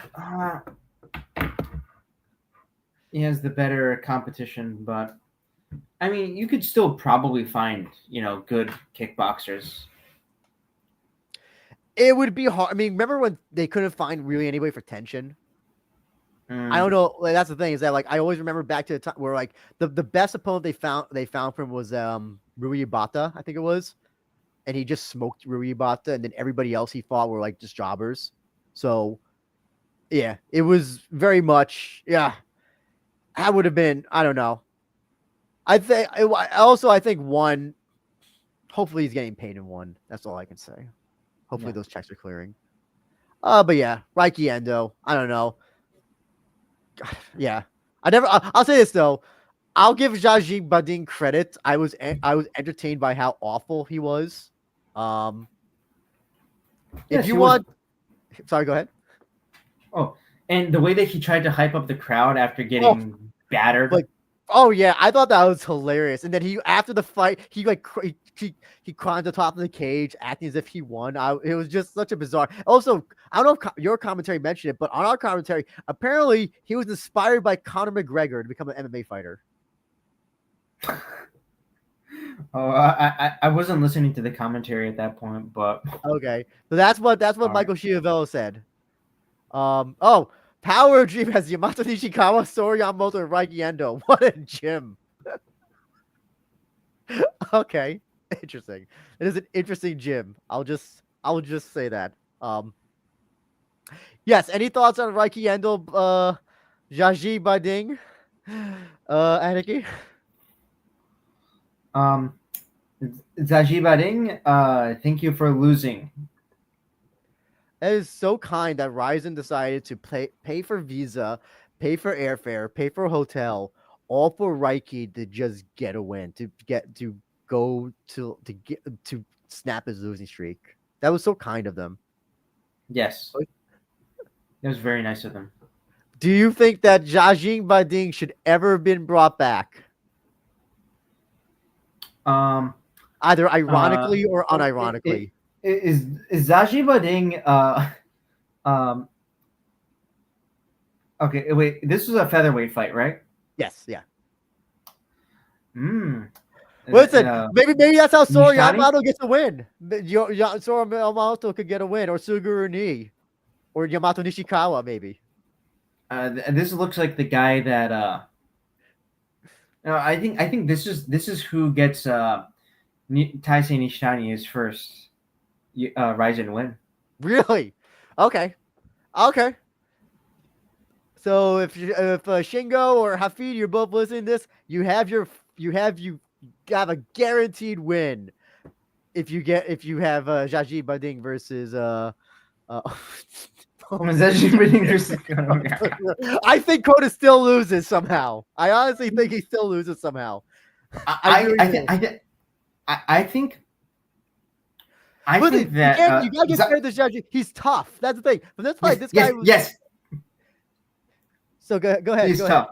This guy Zaji Bading was taking elbows from like Raiki, right? Yeah. This guy is tough, right? Miura Kota has like a chin made out of like paper, or I don't know what it is. Origami.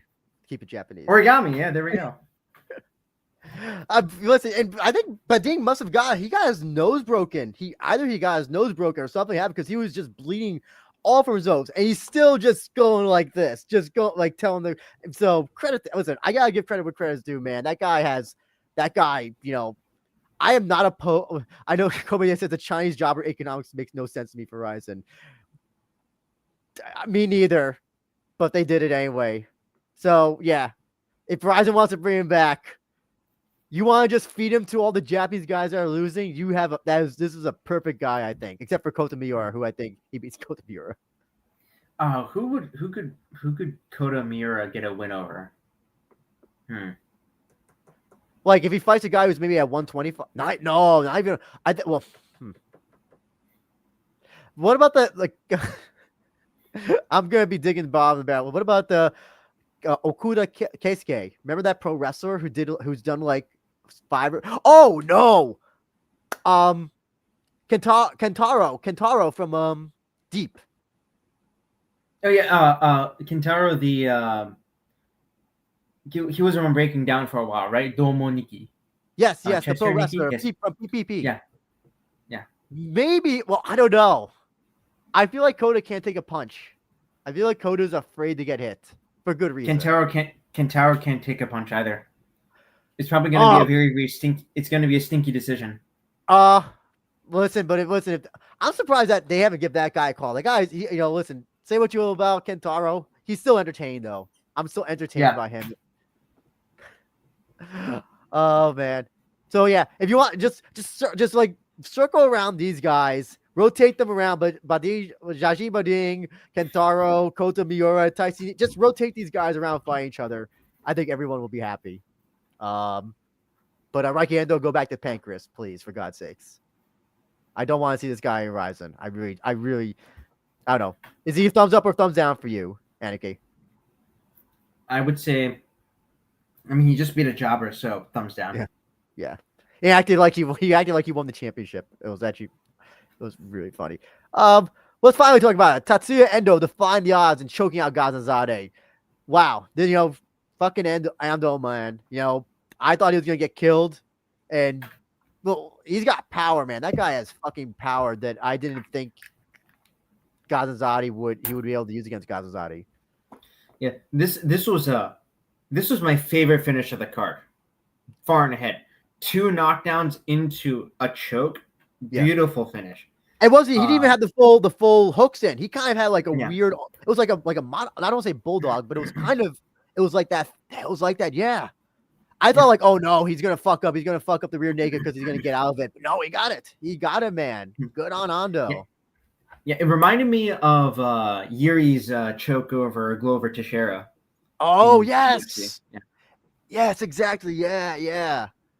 And then after the post fight, basically said anybody who doubted me, go fuck yourself. That's what he basically said. Yeah. Um, Very based. What do you think, man? What, like, you said you want this guy to be hot shotted to featherweight title next? Oh, yeah, sorry, bantamweight. Excuse me. I still think of him for his road to UFC thing where he was featherweight for some reason. But yeah, bantamweight title. I think that we should try to rush him to the bantamweight title. Okay. Because because let's be honest about the bantamweight title. As soon as if Naoki Inoue Naoki defends the title against Fukuda Ryu, like, or Ryu Fukuda, I can see Inoue signing with the UFC. Yes. Right. Yeah. Yep. And then if Inoue signs with the UFC, guess who's gonna get that title? It's gonna be Sabatello. Mm-hmm. Sabatello's gonna get that title, and he's gonna reign for a long time. Mm-hmm. So, I would try to rush Ando to a title shot before Sabatello takes the belt. Yeah, I got you. Oh my God, look at this. Apparently, Naoki Inoue said he would take a discount. For you mean for a UFC contract? I think you mean Kota Mayday, right? Oh, okay, yeah, UFC contract. So yeah, listen, as I said months ago, Kota Mayday, there are still Japanese fighters who have UFC dreams. So, and Naoki is one of them. So, okay, gotcha. What do you think this does about for Gazanzade? Because I think he came in with a lot of, he beat Dark. I thought he was gonna run through Ando. Do you think you think Gazanzade will be welcome back, Horizon? I think he's gonna need to get a couple. But I was thinking there's this a too. chance that I was also thinking about this too. Sabatello versus Ando as a title eliminator for whoever wins against Fukuda and Naoki. I actually kind of like that because I feel like what Ando showed us today, or not today, but what Ando showed us in this fight was Ando has the power to put anybody away.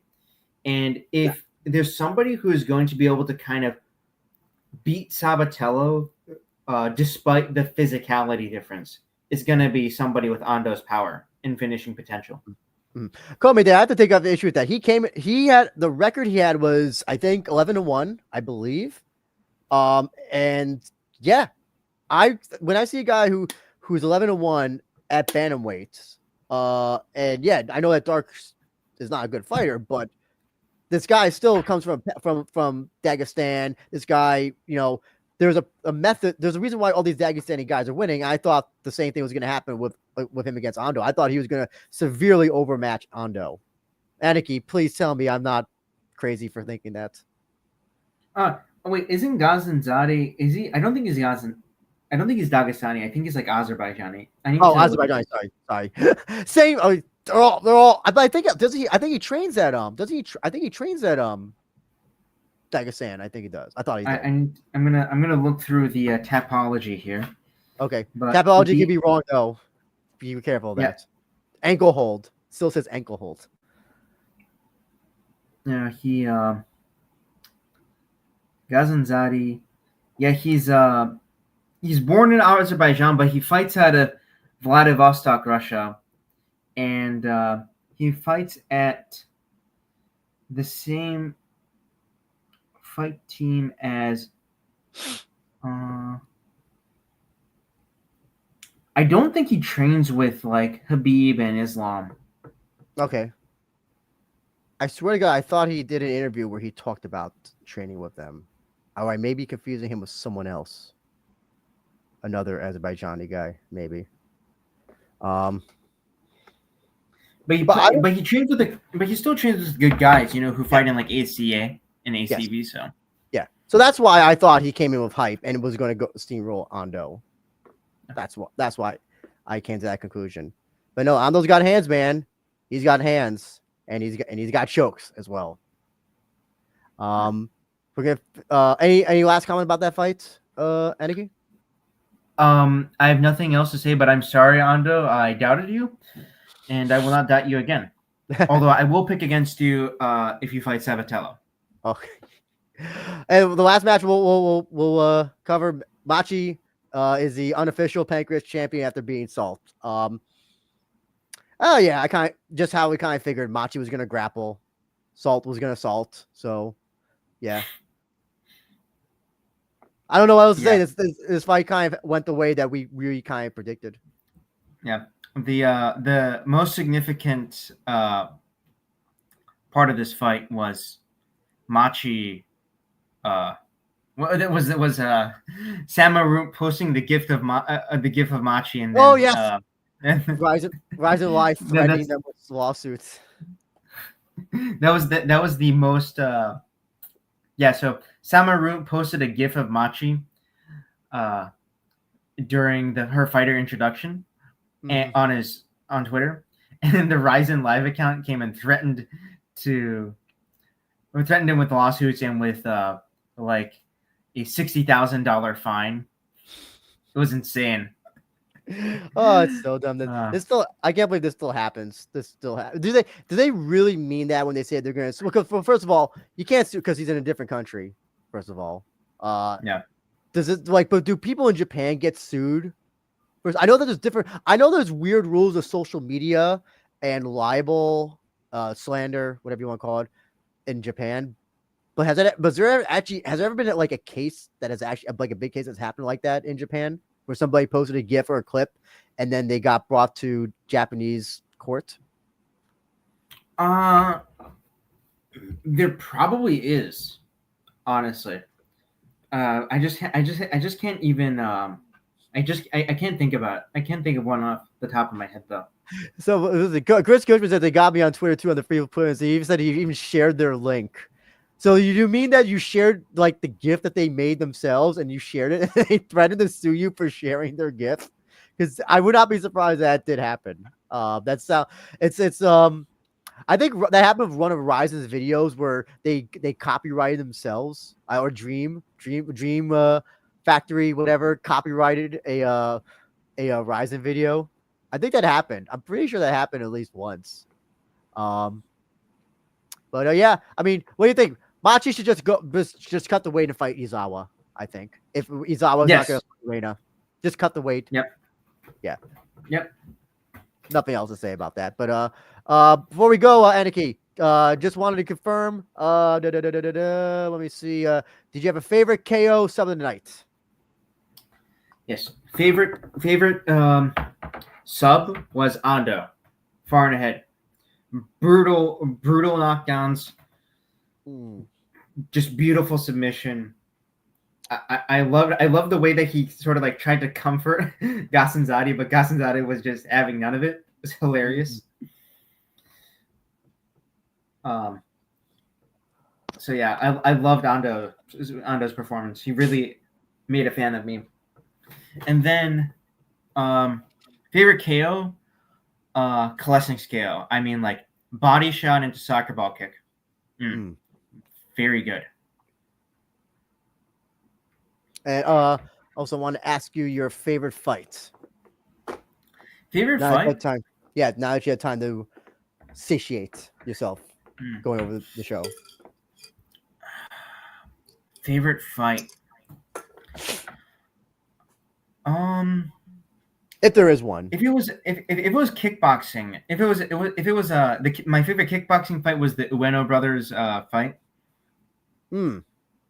Like the Ueno brothers the first Ueno brothers fight, because that was like, that was a war. So I like that. Not a war, but it was still good. Gotcha. Then my favorite fight though, out of all the fights that were there, probably Goto versus Kashimura. Gotcha. But there wasn't a fight that truly stuck me as, oh man, this is like an all-time classic on this card. I gotcha. So. If I had to say my favorite KO Southern Night, listen, I'm a leg lock guy. I'll always defer to leg locks. I thought Machi would get the heel hook, hopefully, but she didn't. But Suguru Hayasaka got the ankle holds according to Tapology. So I'll give him props for that. As far as a KO, oh man, I think this the Nazimov knee one was listen, Klesnik one was brutal, but a knockout like that, I guarantee knee will never be the same fighter after this fight. That is going to be a game-changing knockout for that guy. Yeah. I think knee should probably start considering hanging it up soon, because I mean he's on a 3-fight loss streak now. Yep. Yeah. But he probably won't. He's got to defend the Pancreas title. Listen, he has Pancreas duties now. He has Pancreas duties. And favorite Friday night, Kanata Ueno versus Kanata Yamazaki. Sorry, I'm fucking up the names. Ueno versus Kensei Yamanaga, excuse me. But yeah, I thought that was a great back and forth fight. 2 knockdowns in the first. Yamanaka kind of was making a comeback. Was it an all-time classic? No, but it was just like a fun, exciting fight, especially with some of the other fights that happened on this card, especially the kickboxing shit that happened. So it was a really fun fight, in my opinion. If I had to tell someone, go ahead. Yeah. Oh, I was gonna say in regards to the kickboxing. Well, I'm glad that Toshizo will not have a fight promotion for the time being. Yeah. Hopefully, he can improve his finishing ability while he waits on getting a new contract. Well, maybe Road to UFC will give him a call someday. Maybe he'll be another UFC refugee. Yeah, another UFC refugee. Anarchy. People can reach you. Sorry. Where did I put your things? Oh, they can reach you here, right? Anarchy MMA? Yes. Great. It's great. And please give Anarchy MMA a follow on YouTube, Twitter, X, all that good stuff.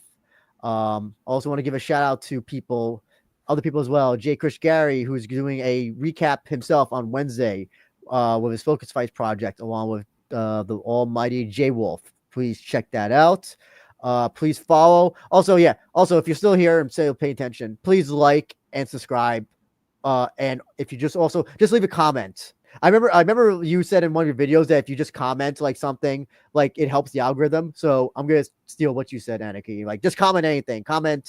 Just say something about Donald Trump, and that'll actually help the algorithm as well. So whatever you want to say, just say it on the comment section. Give a shout out to Knockdown News as well. Jack Wanensing, Captain 99 as well. RIZIN.TV. That's where you can watch the replay here in America. So make sure to check that out. And also, gotta thank the sponsor, Eat Shroom Bar. Use the code WAR. Check out 25% off your first order at eatshroombar.com. Again, eatshroombar.com. Use checkout code WAR. Oh, and also, doing a 10th anniversary video is coming up, since we'll have a nice break now, since between now and Super RIZIN, Chuo RIZIN, if you're Japanese. So we'll definitely I'll have some news about the RIZIN 10th anniversary videos. Again, thank you so much for all who tuned in. Sorry we went a little bit over time. Look out for the 10-year anniversary, Super RIZIN preview, recap, and we got some other stuff planned as well. Take care, everybody. Have a good night. Yes.